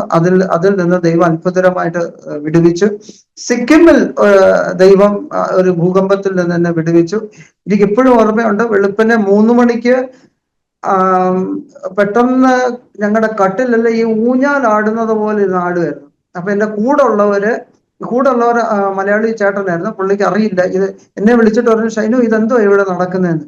ഞാൻ പറഞ്ഞു, ചേട്ടാ ഓടിക്കോ, ഭൂകമ്പമാണ്. ചെരുപ്പില്ലാതെ ഓടിയ കാര്യം ഇപ്പോഴും ഞാൻ ഓർക്കുന്നുണ്ട്. ദൈവം അത്ഭുതം. കാരണം ഹിമാലയത്തിന്റെ അടിവാരത്തിൽ ഞങ്ങൾ ഒരു ഹൈഡ്രോ ഇലക്ട്രിക് പ്രൊജക്ട് ചെയ്തുകൊണ്ടിരിക്കുന്ന സമയത്ത്, അവിടെ ഞാൻ ഫീൽഡ് എഞ്ചിനീയർ ആയിട്ട് വർക്ക് ചെയ്തുകൊണ്ടിരിക്കുകയായിരുന്നു. ആ സമയത്താണ് അവിടെ ഭൂകമ്പം നടന്നത്. എന്നാൽ ദൈവം അത്ഭുതകരമായിട്ട് അവിടുന്ന് വിടുവിച്ചു. ഇങ്ങനെ പലവട്ടം ദൈവം അത്ഭുതകരമായിട്ട് വിടുവിക്കുന്നുണ്ട്. എൻ്റെ കൂടെ ഉള്ളവർ ഇഞ്ചേർഡ് ആകുന്നുണ്ട്, പക്ഷേ എന്നെ ദൈവം അത്ഭുതകരമായിട്ട് വിടുവിക്കുന്നു. ഞാൻ അത് നിസ്സാരമായിട്ടാണ് കണക്കാക്കിയത്. It is a normal thing. അങ്ങനെ പറഞ്ഞു. എന്നാൽ 1997 നടന്ന ഒരു സംഭവം എന്നെ വല്ലാതെ അലട്ടി. എന്നെ വല്ലാതെ ഞാൻ വല്ലാതെ ഷിവറായിപ്പോയി. ആ സംഭവം ഞാൻ ഇവിടെ വിവരിക്കാൻ ആഗ്രഹിക്കുന്നു. അത് ഷിപ്പിംഗ് കോർപ്പറേഷൻ ഓഫ് ഇന്ത്യയുടെ ഒരു കപ്പല് വിശാഖപട്ടണത്തിൽ നിന്നും ഇരുമ്പയിര് പെലറ്റ്സ്, അയൺ പെലറ്റ്സുമായിട്ട് സൂററ്റ് SR സ്റ്റീലിലേക്ക് വന്നു. അതിന്റെ ഒരു സൈഡിലെ നങ്കൂരം അത് കടലിൽ അങ്ങ് പോയി. അപ്പം വേറൊരു നങ്കൂരമുണ്ട്, ആങ്കറുണ്ട്. അത് പല ടൺ വെയിറ്റ് ആണ്. ആ വെയിറ്റ് ആയിരിക്കുന്ന നങ്കൂരം ഫ്രീ ചെയ്തിട്ട് തിരിച്ച് റീഫിക്സ് ചെയ്യാനുള്ള റിപ്പയർ പണി ഷിപ്പ്യാർഡ് എന്നെ ഏൽപ്പിച്ചു. അങ്ങനെ ഞാൻ ആൾക്കാരുമായിട്ട് അത് റിപ്പയർ ചെയ്യിപ്പിച്ചു. അപ്പൊ ഈ വലിയ കപ്പൽ കൊണ്ടുവന്ന പെലറ്റ്സ് എന്ന് പറഞ്ഞാൽ ഏകദേശം 1.5 ലക്ഷം ടൺ ഭാരം പെലറ്റ്സോട് കൂടിയാണ് അത് വന്നത്. അപ്പൊ അത് SRന്റെ ജെട്ടിയിലേക്ക് അത് വരാൻ കഴിയത്തില്ല. അത് ആങ്കറേജ് പോയിന്റിൽ തന്നെ ഇരിക്കും. കാരണം അത്രയും ഭാരമുള്ള കപ്പലുകൾക്ക് വരുവാൻ വേണ്ടി ഡ്രാഫ്റ്റ് ഇല്ല. ഡ്രാഫ്റ്റ് എന്ന് പറഞ്ഞു കഴിഞ്ഞാൽ അത്രയും വെള്ളം ആഴമില്ലാത്തത് കൊണ്ട് അത് സൈഡിൽ ജെട്ടിയിലോട്ട് വരാൻ കഴിയുകയില്ല. എന്നാല് ഞാൻ ബാർജ് പിടിച്ചിട്ട് ആങ്കറേജ് പോയിന്റിലേക്ക് പോയി അവിടെ പോയി ഇതെല്ലാം റിപ്പയർ ചെയ്ത് 3 ദിവസം കഴിഞ്ഞിട്ട് തിരിച്ചു വരാൻ ശ്രമിച്ചപ്പോൾ അപ്പം പറഞ്ഞു, വെളുപ്പിനെ 3 മണിക്ക് മാത്രം 3 AM മാത്രമേ ഉള്ളൂ ഹൈ ടൈഡ്. ഈ ഹൈ ടൈഡിൽ മാത്രമേ ബാർജ് SR ജെട്ടിയിലോട്ട് പോകത്തുള്ളൂ. അപ്പോൾ ആ സമയത്ത് മാത്രമേ അങ്ങോട്ട് പോകാൻ കഴിയത്തുള്ളൂ. അങ്ങനെ ടൈഡിന്റെ സമയം തുടങ്ങി. വെളുപ്പിനെ 3 മണിയായപ്പോൾ, ഏകദേശം വെളുപ്പിനെ 3 മണിയായപ്പോൾ ജെട്ടിയുടെ അടുക്കലേക്ക് എത്തി. എന്നാൽ ബാർജിന്റെ ട്രാഫിക് ആ സമയത്ത് കൂടുതലായിരിക്കുന്നത് കൊണ്ട് ജെട്ടിയുടെ എലോങ് സൈഡ് കിട്ടിയില്ല. 1, 2, 3 ബാർജ്, 4ാമത്തെ ബാർജിന്റെ എലോങ് സൈഡിലാണ് ഞങ്ങളുടെ ചെറിയ കപ്പല് കൊണ്ടുപോയി കെട്ടിവെച്ചത്. ഞാൻ വന്ന കപ്പലിൽ നിന്നും ബാർജിലേക്ക് മൂന്നാമത്തിൽ നിന്ന് രണ്ടാമത്തിൽ ഒന്നാമത്തിൽ ജെട്ടിയിലേക്ക് ചാടി ക്രോസ് ചെയ്ത് അത് കെട്ടിവെച്ചേക്കുക. അത് പെട്ടെന്ന് അതിൽ നിന്ന് ചാടി ഞാൻ നേരെ കമ്പനിയുടെ ബസ്സിലേക്ക് കയറുവാൻ പോയപ്പോഴാണ് എൻ്റെ മനസ്സിൻ്റെ അകത്തൊരു ചിന്ത വന്നത്. എന്തെങ്കിലും സാധനം ഞാൻ വിട്ടിട്ട് പോയെങ്കിൽ കമ്പനി എന്നോട് ചോദിക്കും, എന്തിനാ അവിടെ കളഞ്ഞിട്ട് വന്നതെന്ന്. അപ്പോൾ ഞാൻ തിരിച്ച് ടോർച്ചൊന്നും എടുക്കാതെ ആ ബാർജിലേക്ക് ചാടി എൻ്റെ കപ്പലിൽ പോയി, ആ ചെറിയ കപ്പലിൽ പോയി. അത് മുഴുവൻ കാർഗോ ഹോൾഡ് ഉണ്ട്. ആ കാർഗോ ഹോൾഡിന്റെ അകത്തേക്ക് സംഗതിയെല്ലാം നോക്കി ഒരു സാധനവും ഇല്ലെന്ന് പറഞ്ഞുകൊണ്ട് തിരിച്ച് ഞാൻ വരുന്ന സമയത്ത് എൻ്റെ കൂടെയുള്ള ആൾക്കാർ ഓൾറെഡി ബസ്സിൽ കയറിപ്പോയി. ബസ്സിൽ കയറി അവരോട് ഞാൻ നേരത്തെ പറഞ്ഞിരുന്നു, ഞാൻ വന്നതിന് ശേഷം മാത്രമേ ബസ് എടുക്കാവൂ. അപ്പൊ ഞാൻ സാധനം എന്തെങ്കിലും വിട്ടുപോയിട്ടുണ്ടോ നോക്കിയിട്ട് വരട്ടെന്ന്. അങ്ങനെ ഞാൻ എൻ്റെ കപ്പലിൽ നിന്ന് മൂന്നാമത്തെ 2ാമത്തെ ബാർജിലേക്ക് ചാടാറായപ്പോഴത്തേന് എൻ്റെ കാഴ്ച നഷ്ടപ്പെട്ടു പോയി. എനിക്ക് ഒന്നും കാണാൻ വയ്യ. വെളുപ്പിനെ 3 മണിയുടെ സമയമാണ്. എനിക്കൊന്നും കാണാൻ കഴിയത്തില്ല. എൻ്റെ കൂടെ ആരുമില്ല. വെളുപ്പിനെ ഏകദേശം 3-3:30 ഇടയ്ക്കുള്ള സമയമാണ്. ഒന്നും കാണാൻ കഴിയത്തില്ല. അപ്പൊ എനിക്ക് തോന്നി, എന്താ ഇത് നടക്കുന്നത്? ഞാൻ കണ്ണൊക്കെ തിരുമ്മിയൊക്കെ നോക്കി. പക്ഷെ ഇതുവരെ കണ്ട് ചാടി വന്ന ആ സിറ്റുവേഷനിൽ നിന്നും ഇതങ്ങ് കംപ്ലീറ്റ് ചേഞ്ച് ആയി. പെട്ടെന്ന് എൻ്റെ കാഴ്ച ശക്തി നഷ്ടപ്പെട്ടതുപോലെ ആയിപ്പോയി. ഞാൻ അങ്ങോട്ടും ഇങ്ങോട്ടും ചുറ്റി നോക്കി. പക്ഷെ എനിക്കൊന്നും കാണാൻ പറ്റുന്നില്ല. ഒരു ഹെൽപ്പിനായിട്ട്, സഹായത്തിനായിട്ട് വിളിക്കാനും ആരും അടുത്തില്ല. കാരണം വെളുപ്പിന്റെ സമയമല്ല. എൻ്റെ കൂടെ ഉള്ളവർ ഓൾറെഡി ബസ്സിൻ്റെ അകത്ത് കയറി. അത് ബസ് ഇച്ചിരി ദൂരെയായിരുന്നു, ഒരു ഒരു കിലോമീറ്റർ ദൂരെയായിരുന്നു. അപ്പം വിളിച്ചാലും ആരും കേൾക്കത്തില്ല. പിന്നെ ഞാൻ ഒരു ഊഹത്തിൽ, ഒരു ഉദ്ദേശം വെച്ച് ഞാൻ ബാർജിൽ നിന്ന് മൂന്നാമത്തെ ബാർജിൽ നിന്ന് രണ്ടാമത്തെ ബാർജിലേക്ക് ചാടാൻ ശ്രമിച്ചപ്പോൾ ഒരു ശബ്ദം, ഡു നോട്ട് ജമ്പ്, ഇനി നീ ചാടരുത് എന്നൊരു ശബ്ദം. ആ ശബ്ദം കേട്ട് ഞാൻ ആകെ ഭയപ്പെട്ടു പോയി. ഞാൻ എന്ത് ചെയ്യും? എന്നാൽ ഇങ്ങനൊരു ശബ്ദം ഞാൻ ആദ്യമായിട്ടാണ് ജീവിതത്തിൽ കേൾക്കുന്നത്, ഡു നോട്ട് ജമ്പ്. എന്നാൽ അതിന്റെ കൂടെ തന്നെ വേറൊരു ശബ്ദം കൂടെ വന്നു, ജമ്പ്, ചാടിപ്പൊക്കോ, കാരണം ഇപ്പോഴില്ല നീ ചാടി കപ്പൽ ക്രോസ് ചെയ്ത് വന്നത്, ചാടാൻ എന്തോ പ്രയാസം. പക്ഷെ വീണ്ടും ആ ശബ്ദം ഡു നോട്ട് ജമ്പ് എന്നുള്ളൊരു ശബ്ദം എന്നെ പിടിച്ചങ്ങ് നിർത്തുകയായിരുന്നു. ഇനി നീ മുമ്പോട്ട് ചാടരുതെന്ന് പറഞ്ഞുകൊണ്ട്. എനിക്കറിയില്ലായിരുന്നു എന്തോ ആ സമയത്ത് നടക്കുന്നതെന്ന്. പക്ഷെ ചെറുപ്പനാളി മുതൽ പഠിച്ച സെൻട്രൽ സ്കൂളിലും ചർച്ചും ആക്ടിവിറ്റീസിലും എല്ലാം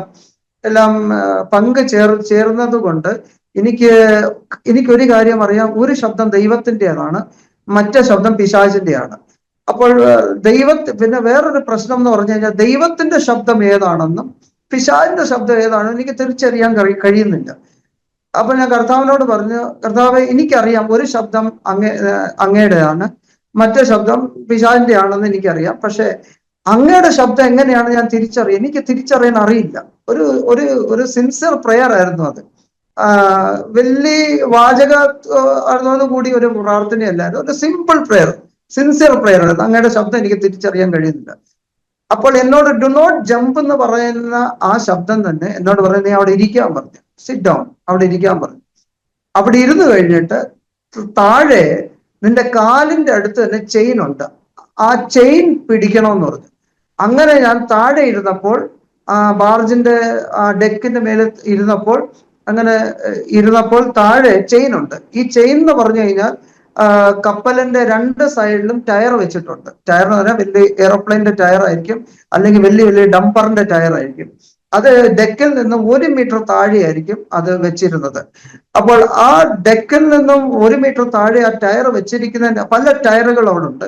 വെച്ചിരിക്കുന്ന വേറെ ഏതെങ്കിലും ബാർജോ കപ്പലോ വന്ന് ഇതിൽ ഇടിക്കുവാണെങ്കിൽ, അതിൽ സ്ലൈഡ് ആവുകയാണെങ്കിൽ പ്ലേറ്റ് ബെൻഡ് ആകാതിരിക്കാൻ വേണ്ടി ഒരു കുഷൻ പോലെ ഇത് വെച്ചിരിക്കുന്നത്. സാധാരണ ഷിപ്പിംഗ് ഫീൽഡിലുള്ളവർക്ക് ഈ കാര്യങ്ങളൊക്കെ വളരെ ക്ലിയർ ആണ്. അതിന് ടയർ ഫെൻഡർ എന്നാണ് പറയുന്നത്. അപ്പോൾ ഞാൻ ആ താഴെ ഇരുന്നിട്ട് ആ ചെയിൻ പിടിച്ചു കഴിഞ്ഞപ്പോൾ എനിക്ക് കാര്യം മനസ്സിലായി, ഇത് ടയർ ഫെൻഡറിന്റെ ചെയിൻ ആണെന്ന്. വീണ്ടും ആ ശബ്ദം പറഞ്ഞ് ചെയിൻ പിടിച്ച് ടയർ ഫെൻഡറിലോട്ട് ഇറങ്ങാൻ പറഞ്ഞു. അപ്പോൾ ഒരു അന്ധൻ എപ്രകാരമാ ചെയ്യുന്ന അതുപോലെ ഞാൻ ആ സമയത്ത് ചെയ്തുകൊണ്ടിരിക്കും. കാരണം എനിക്ക് കാഴ്ചയില്ല, എനിക്ക് കാണാൻ കഴിയുന്നില്ല എന്തുവാണെന്ന്. അപ്പം പറയുന്ന വാക്ക് അനുസരിക്കുക, അത് മാത്രമേ ഉള്ളൂ എനിക്ക് എൻ്റെ കയ്യിലുള്ള ഓപ്ഷൻ. അങ്ങനെ ആ ആ ചെയിൻ പിടിച്ച് ടയറിലേക്ക് ഞാൻ ഇറങ്ങി. 1 മീറ്റർ താഴെ അന്നൊക്കെ നല്ല യൗവനമാണ്, 22, 23 വയസ്സേ ഉള്ളൂ. അപ്പൊ എവിടെയെങ്കിലും കയറാൻ അത്ര പവർ ഉള്ള സമയം ആ സമയത്ത്. അപ്പൊ ചെയിനൊക്കെ പിടിച്ച് ഞാൻ ടയറിലേക്ക് ഇറങ്ങി. അപ്പൊ അടുത്ത ശബ്ദം പറഞ്ഞ, ഒരു കാല് നീ ടയറിൽ വെച്ചിട്ട് മറ്റേ കാല് അങ്ങോട്ട് നിവർത്താൻ നോക്കും. അങ്ങനെ ഞാന് ഒരു കാല് ടയറിൽ വെച്ചിട്ട് 2 കൈ കൊണ്ട് ചെയിൻ പിടിച്ച് മറ്റേ കാല് അങ്ങ് നിവർത്തി അങ്ങോട്ട് നോക്കിയപ്പോൾ ഈ ഞാൻ ജമ്പ് ചെയ്യുന്ന കപ്പലുണ്ടല്ലോ അത് അകന്നിരിക്കുക. അപ്പോൾ എന്റെ മറ്റേ കപ്പലിന്റെ സൈഡ് ഷെല്ലി, ബാർജിന്റെ സൈഡ് ഷെല്ലിൽ പോയി കൊണ്ടു കഴിഞ്ഞപ്പോൾ എനിക്കൊരു കാര്യം മനസ്സിലായി. ഞാൻ വന്നപ്പോൾ ഹൈ ടൈഡിന്റെ സമയമായിരുന്നു. എന്നാൽ ഞാൻ തിരിച്ചു പോകുന്ന സമയമായപ്പോൾ ടൈഡിന്റെ ഡയറക്ഷൻ മാറി. Receding tyre. ഈ ഹൈ ടൈഡ്, വേലി കയറ്റം, വേലി ഇറക്കം എന്നൊക്കെ നമ്മൾ മലയാളത്തിൽ കേൾക്കുമ്പോൾ, വേലി കയറ്റം എന്ന് പറയുന്നത് സമുദ്രത്തിൽ നിന്നും വെള്ളം കരയിലേക്ക് അകത്തോട്ട് കയറും. പ്രത്യേകിച്ച് കോസ്റ്റൽ ഏരിയയിൽ താമസിക്കുന്നവർക്ക് ഈ കാര്യം വളരെ അറിയുന്നത്. അവിടെ ഈ സമയത്ത് 6 മീറ്റർ വരെയാ വെള്ളം അകത്തോട്ട് കയറുന്നത്. അത് കഴിഞ്ഞിട്ട് ഒരു സമയമുണ്ട്, ആ സമയം കഴിഞ്ഞിട്ട് ഈ വെള്ളം എല്ലാം കൂടി തിരിച്ച് കടലിലേക്ക് പോകും. ഈ പോകുന്നത് ഭയങ്കര ഫോഴ്സ് ഇല്ല, ഭയങ്കര ചുള്ളിയൊക്കെ വന്നിട്ടാ പോകുന്നത്. ആ സമയത്ത് അവിടെ 6 മീറ്റർ വരെ വെള്ളം പൊങ്ങും. അപ്പോൾ എനിക്കോ ഒന്നാമത് നീന്താനൊന്നും അറിയത്തില്ല, ഇപ്പോഴും അറിയത്തില്ല, നീന്താൻ അറിയില്ല. അപ്പം ആ സമയത്ത് ആരെങ്കിലും കടലിൽ വീണ് കഴിഞ്ഞു കഴിഞ്ഞാൽ നീന്തി രക്ഷപ്പെടാൻ വളരെ പ്രയാസമാണ്. പിന്നെ നീന്തൽ അറിയാൻ വയ്യാത്ത എന്റെ കാര്യം ഓർത്ത് വെക്കണേ, രക്ഷപ്പെടാൻ ഒരു സാധ്യതയില്ല. ശവം കിട്ടുമായിരുന്നെങ്കിൽ കടലിൽ നിന്നെല്ലാം കിട്ടിയെങ്കിൽ. എന്നാല് എന്റെ കാല് വന്ന് മറ്റേ ബാർജിന്റെ സൈഡ് ഷെല്ലിൽ കൊണ്ടു കഴിഞ്ഞപ്പോഴാണ് എനിക്ക് മനസ്സിലായത് ഈ രണ്ട് കപ്പല് അകന്നിരിക്കുകയാണെന്ന്. ഞാൻ ചാടിയായിരുന്നെങ്കിൽ നേരെ ഞാൻ സമുദ്രത്തിലേക്കായിരിക്കും ചാടുന്നത്, താഴോട്ടായിരിക്കും ചാടുന്നത് വെള്ളത്തിൽ. ആ ചുള്ളി, ആ ടൈഡ് എന്നെ എടുത്തോണ്ട് നേരെ കടലിലേക്ക് അങ്ങ് പോയത്. ഇത് ഞാൻ അറിഞ്ഞു, കപ്പൽ അകന്നിരിക്കുകയാണ്, ഞാൻ ചാടിയായിരുന്നെങ്കിൽ കടലിൽ ചാടിയെന്ന് എനിക്ക് അറിവ് കിട്ടി കഴിഞ്ഞപ്പോൾ ആ ടയർ ഫെൻഡറിൽ നിന്ന് എന്റെ കാഴ്ചശക്തി തിരിച്ചു കിട്ടി കഴിഞ്ഞപ്പോൾ ഞാൻ നോക്കിയപ്പോൾ ഞാൻ ടയർ ഫെൻഡറിൽ നിൽക്കുക.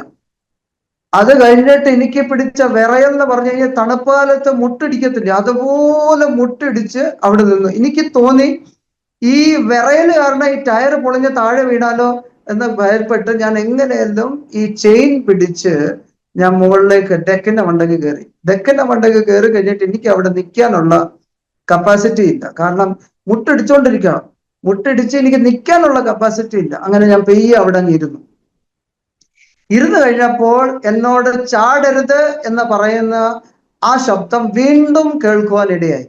എന്നോട് ചോദിച്ച ഒരു ചോദ്യമുണ്ട്, ഇന്ന് നീ മരിച്ചായിരുന്നെങ്കിൽ നീ എവിടെ പോയത്? ഇതൊരു വലിയൊരു ചോദ്യമായിരുന്നു.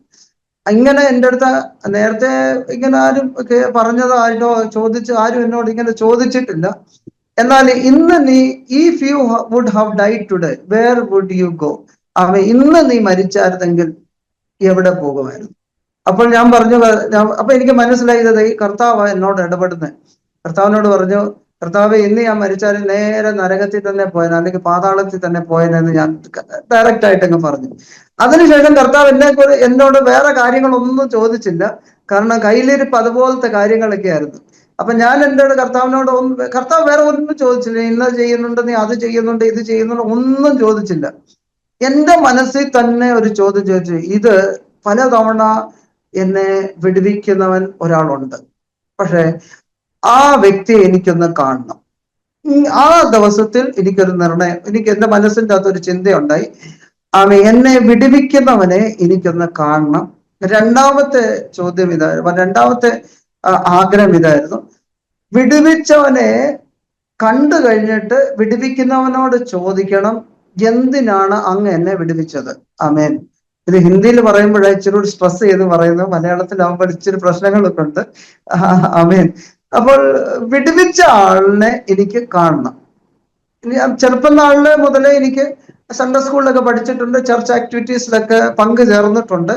എന്നാൽ സ്തോത്രം, ഇതുപോലത്തെ ഒരു അനുഭവം എൻ്റെ ജീവിതത്തിൽ വന്നു കഴിഞ്ഞപ്പോൾ, കാരണം 2 ട്രെയിൻ ആക്സിഡന്റ്, 2 ബസ് ആക്സിഡന്റ്, പിന്നെ ബൈക്ക് ആക്സിഡൻസ്, 2 പ്രാവശ്യം ഭൂകമ്പം, പിന്നെ കപ്പലിൽ തീപിടുത്തം, അങ്ങനെ പല പ്രാവശ്യമായിട്ട് ദൈവം വിടുവിക്കുന്നുണ്ടെങ്കിലും അത് നിസ്സാരമായിട്ട് കണക്കാക്കിയെങ്കിലും ഹിന്ദിയിൽ പറയുന്ന ഹോത്താ ഹെ അങ്ങനെ പറഞ്ഞുകൊണ്ട് പോകുന്ന ഒരു ഒരു ഒരു ഒരു സ്വഭാവക്കാരനാണ് ഞാൻ.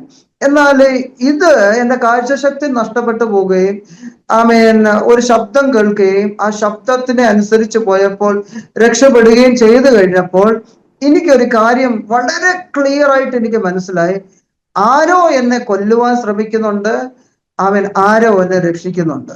എന്നാൽ ഒരു നോർമൽ ഒരു ഭാഷയിൽ പറഞ്ഞു കഴിഞ്ഞാൽ ദൈവം എന്നെ രക്ഷിക്കുന്നു, പിശാച് എന്നെ കൊല്ലുവാൻ ആഗ്രഹിക്കുന്നു.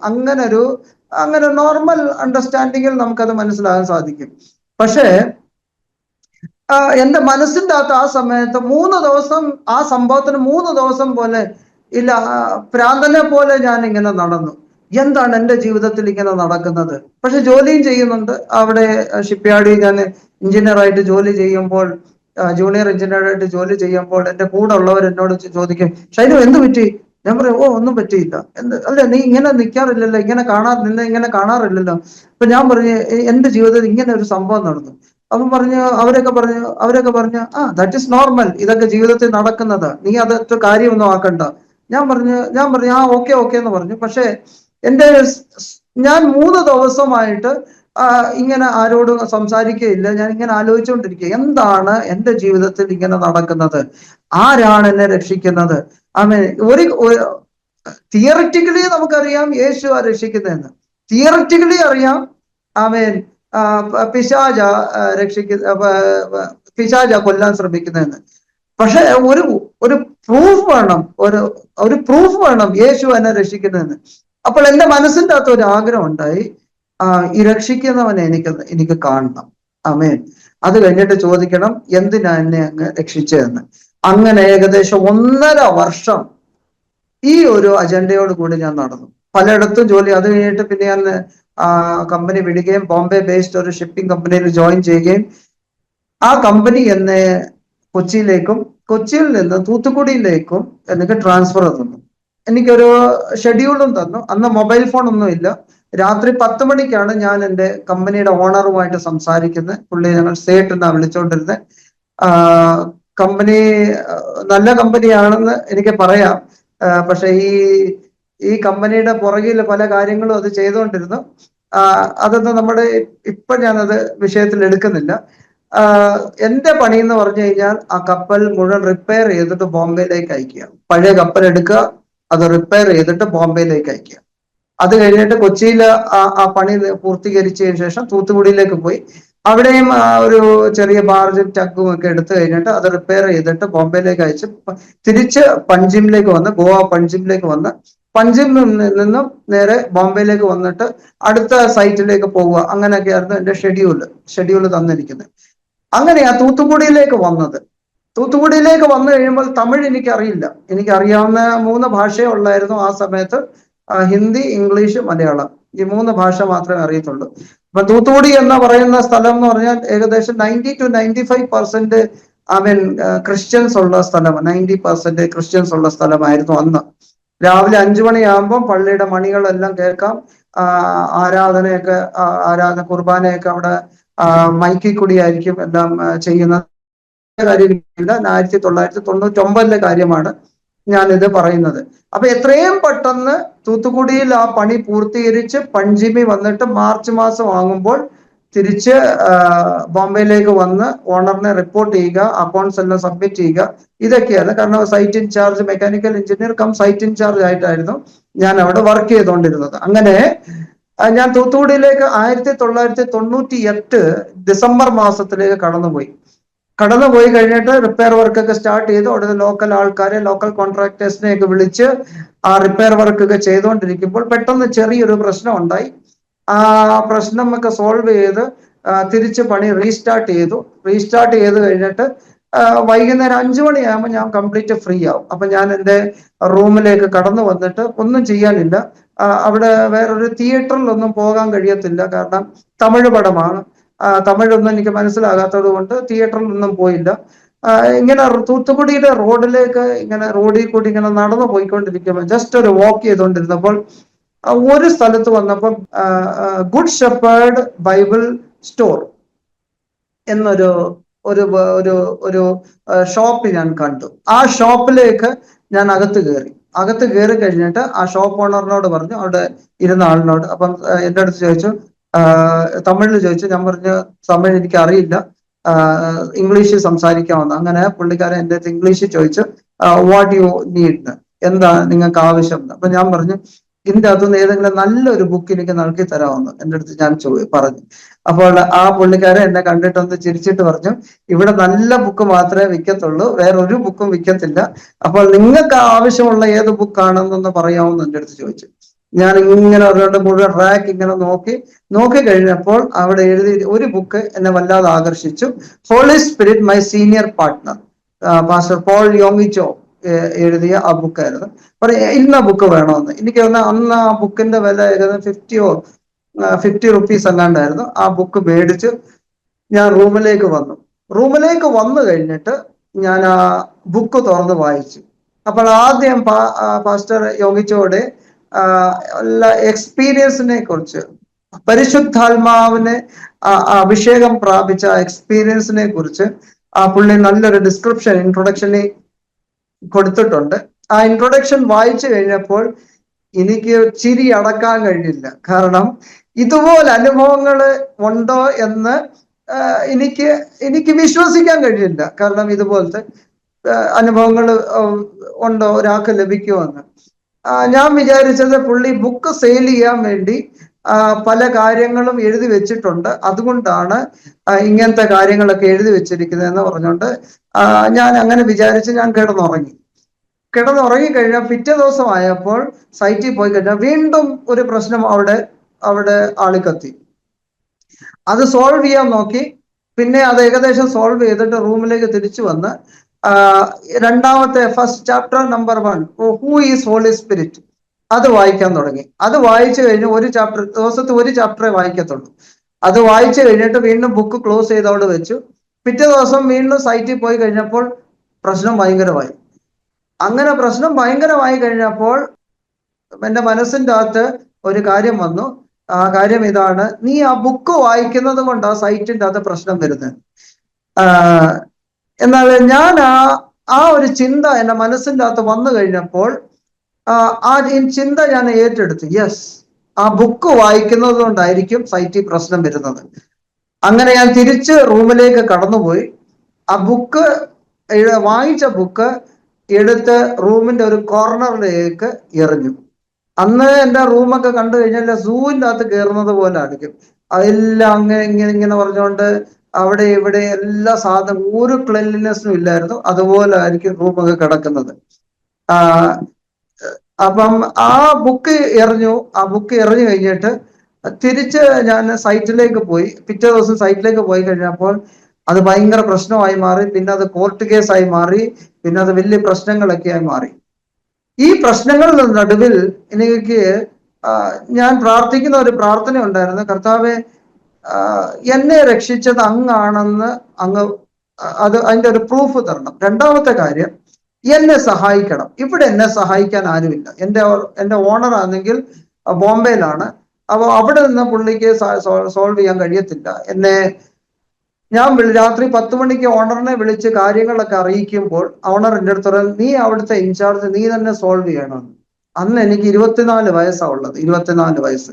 അപ്പൊ എനിക്കറിയില്ല എങ്ങനെയൊക്കെ ഇത് സോൾവ് ചെയ്യണമെന്ന്. അന്നൊക്കെ പഴയ കമ്പനിയിലൊക്കെ ജോലി ചെയ്യുമ്പോൾ എനിക്ക് സീനിയർ ആയിട്ടുള്ള എഞ്ചിനീയേഴ്സ് ഉണ്ടായിരുന്നു, മാനേജേഴ്സ് ഉണ്ടായിരുന്നു. അവരുടെ അടുത്ത് ഈ പ്രശ്നം പറഞ്ഞു കഴിഞ്ഞാൽ അവർ സൊല്യൂഷൻ പറഞ്ഞു തരും. പക്ഷെ ഈ ഒരു സാഹചര്യത്തിൽ ഞാൻ ഇവിടെ ഇൻചാർജ് ആയിട്ടിരിക്കുമ്പോൾ എല്ലാവരും എന്നെയാ നോക്കുന്നത്, ഞാൻ എന്ത് തീരുമാനമെടുക്കുമെന്ന്. എനിക്ക് എന്നെ ഹെൽപ്പ് ചെയ്യാനോ എന്നോട് കാര്യം പറയാനോ അങ്ങനെ ആരും എൻ്റെ കൂടെ ഇല്ല. മാനേജർമാരില്ല, എനിക്ക് സീനിയറായിട്ട് എഞ്ചിനീയേഴ്സ് ഇല്ല. അവരാർക്കും എന്നെ അങ്ങനെ ഒരു സിസ്റ്റമേ ഇല്ല. ഞാൻ ഇവിടെ ഹോൾ ആൻഡ് സോൾ ഇൻചാർജ് ആയിട്ടിരിക്കുക. അങ്ങനെ ഇരിക്കുമ്പോൾ എനിക്ക് ആകെ ആ സമയത്ത് ആശ്രയിപ്പാൻ ദൈവം മാത്രമേ ഉള്ളൂ. അപ്പോൾ എപ്പോഴും ഒരു പ്രാർത്ഥന, ലോർഡ് ഹെൽപ്പ് മീ, കർത്താവെ എന്നെ സഹായിക്കണമേ, കർത്താവെ എന്നെ സഹായിക്കണമേ. ഇങ്ങനെ ഒരു പ്രാർത്ഥന ഏകദേശം 4-5 മാസം പോയി. ആമേൻ, സ്തോത്രം. ഇങ്ങനെ ഒറ്റ പ്രാർത്ഥന. സ്ട്രൈക്കായി, കമ്പനിയിൽ പ്രശ്നമായി, സ്ട്രൈക്കായി, അങ്ങനെ പലവിധമായ പ്രശ്നത്തിൽ കൂടെ കടന്നു പോകുമ്പോൾ ആൾക്കാർ വരത്തില്ല, കോൺട്രാക്ടേഴ്സ് വരത്തില്ല, പ്രശ്നങ്ങളായി. അങ്ങനെ ഇരിക്കുമ്പോൾ ഞാൻ നേരെ സൈറ്റിൽ പോകും. രാവിലെ സൈറ്റിൽ പോകും, തിരിച്ച് റൂമിലേക്ക് കടന്നു വരും. അത് കഴിഞ്ഞിട്ട് അവിടെ തലയിലയുടെ അടിയിൽ ബൈബിള് വെച്ചേക്കും. എന്തിനാന്ന് പറയട്ടെ, രാത്രി ദുർസ്വപ്നങ്ങൾ വരും. പേടിപ്പിക്കുന്ന സ്വപ്നം, ഭീതി, ഭയങ്കര പേടിയാ. ഈവൻ ലൈറ്റ് ഓഫ് ചെയ്ത് കിടന്നുറങ്ങാൻ എനിക്ക് പേടിയായിരുന്നു. ലൈറ്റ് മുഴുവനായിട്ട് ഓഫ് ചെയ്ത്, അതുകൊണ്ട് ലൈറ്റ് ഓൺ ചെയ്തിട്ടായിരുന്നു ഞാൻ കിടന്നുകൊണ്ടിരുന്നത്. അല്ലെങ്കിൽ 0 വാട്ടിന്റെ ബൾബ് വെച്ചായിരുന്നു ഞാൻ കിടന്നുകൊണ്ടിരുന്നത്. അപ്പോൾ രാത്രി പേടിപ്പിക്കുന്ന സ്വപ്നമോ ഒക്കെ വരുവാണെങ്കിൽ തലേണയുടെ അല്ലിൽ നിന്നും ബൈബിളിനെ നേരെ പിടിക്കും. കാരണം സിനിമയിലൊക്കെ ഞാൻ കണ്ടിട്ടുണ്ട്, ഈ ബൈബിളോ അല്ലെങ്കിൽ കുരിശോ പിടിച്ചു കഴിഞ്ഞാൽ ഭൂതങ്ങളൊക്കെ ഓടിപ്പോകുന്നത്, പിശാച് ഓടിപ്പോകുന്നതൊക്കെ ഞാൻ കണ്ടിട്ടുണ്ട്. അപ്പോൾ എൻ്റെ മനസ്സിൻ്റെ അകത്തുള്ള കാര്യം എന്ന് പറഞ്ഞു കഴിഞ്ഞാൽ, പിശാചോ ഭൂതമോ എന്തെങ്കിലും വരുവാണെങ്കിൽ ഈ ബൈബിള് കണ്ടു കഴിഞ്ഞാൽ അത് ഓടിപ്പോകുന്നു. അങ്ങനെ ഈ ബൈബിള് തലേണയുടെ അടിയിൽ വെച്ചിട്ടുണ്ടായിരുന്നു. പിന്നെ എൻ്റെ മാതാപിതാക്കളുടെ സ്പെഷ്യൽ ഇൻസ്ട്രക്ഷൻ ആയിരുന്നു, എവിടെ പോയാലും ബൈബിള് കൊണ്ടുപോകണമെന്ന്. ബൈബിള് വായിക്കണമെന്ന് അത്ര ആഗ്രഹമൊന്നുമില്ല. എന്നാലും സൈറ്റ് സ്ട്രൈക്ക് നടക്കുന്നു, ഇനി എന്നെ സഹായിക്കാൻ ആരുമില്ല എന്നുള്ള സാഹചര്യത്തിൽ ഞാൻ വന്നു കഴിഞ്ഞപ്പോൾ അന്ന് ബൈബിൾ ഒന്ന് വായിച്ചു കളയാം എന്ന് ബൈബിൾ തുറന്നു കഴിഞ്ഞപ്പോൾ ദൈവവും ദൈവവും എബ്രഹാമും തമ്മിലുള്ള കോൺവെർസേഷൻ ആ ഭാഗമാണ് എനിക്ക് തോന്നുന്നത് ഉൽപ്പത്തി 18-ാം അധ്യായത്തിന്റെ അകത്ത്. ആമേൻ. ആ ഭാഗമാണ് ഞാൻ വായിച്ചത്. അബ്രഹാം ദൈവത്തോട് ചോദിക്കുകയാണ്, 50 പേര് സോതോമിലുണ്ടെങ്കിൽ നീ ആ പട്ടണത്തെ നശിപ്പിക്കുമോ? കർത്താവ് പറഞ്ഞു ഇല്ല. പിന്നെ 40 പിന്നെ 10 കഴിഞ്ഞപ്പോൾ പിന്നെ അബ്രഹാം ആ കോൺവെർസേഷൻ നിർത്തി എന്നാണ് അവിടെ എഴുതിയത്. അത് മുഴുവൻ വായിച്ചിട്ട് ഞാൻ ഇരുന്നോണ്ടല്ല വായിക്കുന്നത്, ബെഡിൽ കിടന്നോണ്ടാ ബൈബിള് വായിക്കുന്നത്. കിടന്നോണ്ട് വായിച്ചു കഴിഞ്ഞപ്പോഴത്തേന് എനിക്ക് വല്ലാത്തൊരു ചിരി വന്നു ഇത് വായിച്ചു കഴിഞ്ഞപ്പോ. കാരണം ഇത് ഞാൻ പറഞ്ഞത് ഇതെല്ലാം കെട്ടുകഥകളാണ്.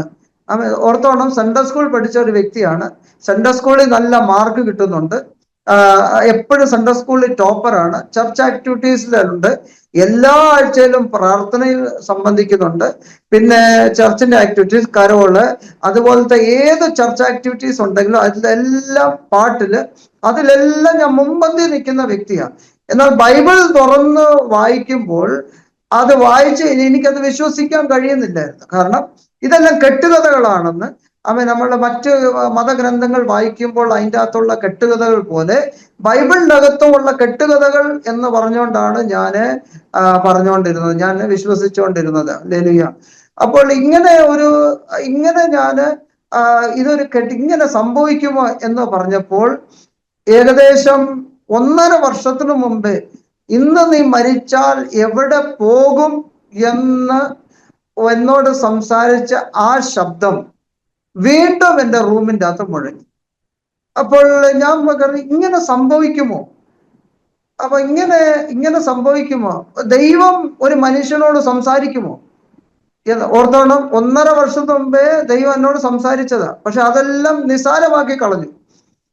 ഇതൊക്കെ നടക്കുന്നത് അതെന്റെ തോന്നല എന്നൊക്കെ പറഞ്ഞുകൊണ്ട് 1.5 വർഷത്തിന്. പക്ഷെ ഉള്ളിന്റെ ഉള്ളിൽ ആഗ്രഹം, ആ വ്യക്തി എനിക്ക് കാണണം, എനിക്ക് സംസാരിക്കണം, എന്താണ് എന്നെ രക്ഷിച്ചതെന്ന് ചോദിക്കണം. ഇതെല്ലാം പ്രാർത്ഥനയൊക്കെ ഉണ്ട്. പക്ഷെ വിശ്വസിക്കാൻ ഇച്ചിരി പ്രയാസമായിരുന്നു ഇങ്ങനെ സംസാരിക്കാം. അങ്ങനെയെങ്കിൽ എൻ്റെ മനസ്സിൻ്റെ അകത്തൊരു ചിന്ത വന്നത്, തൂത്തുക്കുടിയിൽ ഏതെങ്കിലും ഒരു ദൈവദാസൻ ഉണ്ടെങ്കിൽ എന്നൊന്ന് കാണിച്ചു തരണം. അപ്പോൾ ആ മുഴങ്ങിയ ശബ്ദം, റൂമിൻ്റെ അകത്ത് മുഴങ്ങിയ ശബ്ദം, നിനക്ക് ഏതുപോലത്തെ ദൈവദാസനാ വേണ്ടത് എന്നാണ് ആ ശബ്ദം എന്നോട് ചോദിച്ചത്. ചോദിച്ചു കഴിഞ്ഞപ്പോൾ ഞാൻ 5 കണ്ടീഷൻസ് പറഞ്ഞു. ആ ദൈവദാസൻ ഒന്ന്, പുകവലിക്കരുത്. കാരണം ഞാൻ വലിയൊരു പുകവലിക്കാരനായിരുന്നു. 2 പാക്കറ്റ് സിഗരറ്റ് ഒരു ദിവസം തീർക്കും. പിന്നെ ഈ പുകവലി നിർത്താൻ വേണ്ടി ബീഡി തുടങ്ങിയായിരുന്നു. ലാസ്റ്റ് സിഗരറ്റുമായി ബീഡിയുമായി രണ്ടുമായി. അപ്പൊ പുകവലിക്കരുത്. രണ്ടാമത്തേന്ന് പറഞ്ഞാൽ മദ്യപിക്കരുത്. ദൈവദാസൻ മദ്യപിക്കരുത്. അപ്പോൾ ദൈവം കാണിച്ച സ്തോത്രം, ഇതൊക്കെ വളരെ ബാലിശമായിട്ടായിരിക്കും ഇപ്പം തോന്നുന്നത്. പക്ഷെ ആ സമയത്ത് ഇത്രയ്ക്ക് വിവരമേ ഉള്ളൂ. എങ്ങനെയുള്ള ദൈവം. അപ്പൊ 2, മദ്യപിക്കരുത്. കാരണം ഞാൻ രാത്രി 8 മണി മുതൽ രാത്രി 2 മണി വരെ മദ്യപിക്കുന്ന ഒരു വ്യക്തിയായിരുന്നു. അതും അമ്മ എൻ്റെ അടുത്ത്, ഞാൻ വീട്ടിൽ ചെന്ന് കഴിഞ്ഞപ്പോൾ അമ്മ എൻ്റെ വണ്ണമൊക്കെ കണ്ടു കഴിഞ്ഞപ്പോൾ അമ്മ എന്നോട് ചോദിച്ചു, എടാ നീ മദ്യപിക്കുവോ? ഞാൻ പറഞ്ഞു, ഞാൻ അത് ചെയ്യാറില്ല. കാരണം വീട്ടിൽ ശുദ്ധ പാവമായിരുന്നു. പിന്നെ നീ പുകവലിക്കുമോ? ഇല്ല ഞാൻ പിന്നെ നിന്റെ ചുണ്ടെന്താ കറുത്തിരിക്കുന്നത്? അപ്പൊ പറഞ്ഞേ, അതൊക്കെ ഞാൻ വെയിലത്ത് ജോലി ചെയ്തിട്ടാ കറുത്തു പോകുന്നത്. അങ്ങനെയൊക്കെ. പിന്നെ അമ്മ എൻ്റെ അടുത്ത്, എടാ നീ എൻ്റെ തലേ തൊട്ട് സത്യം ചെയ്തിട്ട് വേണം പോവാൻ, നീ പുകവലിക്കരുത്. ഞാൻ അമ്മയുടെ തല തൊട്ട് സത്യം ചെയ്യും, ഞാൻ ഒരിക്കലും പുകവലിക്കത്തില്ല, ഞാൻ ഒരിക്കലും വെള്ളം അടിക്കത്തില്ലെന്ന്. വേറൊരു കാര്യം എന്ന് പറഞ്ഞു കഴിഞ്ഞാൽ, ഇല്ല ബോംബെ സൂരറ്റിൽ നിന്ന് തിരിച്ച് കൊല്ലത്ത് വന്നു കഴിയുമ്പോൾ ഈ സിഗരറ്റും ബീഡിയും എല്ലാം റെയിൽവേ സ്റ്റേഷനിൽ കൊണ്ടുപോയി കളഞ്ഞിട്ടായിരിക്കും കുളത്തുപ്പുഴയിലേക്ക് പോകുന്നത്. അങ്ങനെ ഇത്രയും നാൾ പുകവലിച്ചിട്ട് തിരിച്ച് 20 ദിവസത്തേക്ക് വെക്കേഷൻ ലീവിന് പോകുമ്പോൾ പുകവലിക്കാതിരുന്നു കഴിഞ്ഞാൽ വലിയ ബുദ്ധിമുട്ടാണ്. അപ്പൊ അങ്ങനെ ചുമക്കുകയൊക്കെ ചെയ്യുമ്പോൾ അപ്പനും ചോദിക്കും, എന്താടാ നീ ചുമക്കുന്നേ? അപ്പനും കാര്യം വളരെ ക്ലിയർ ആയിട്ടല്ലേ. ഞാൻ പറയാം, അല്ല കാലാവസ്ഥ മാറിയെന്നായിരുന്നു.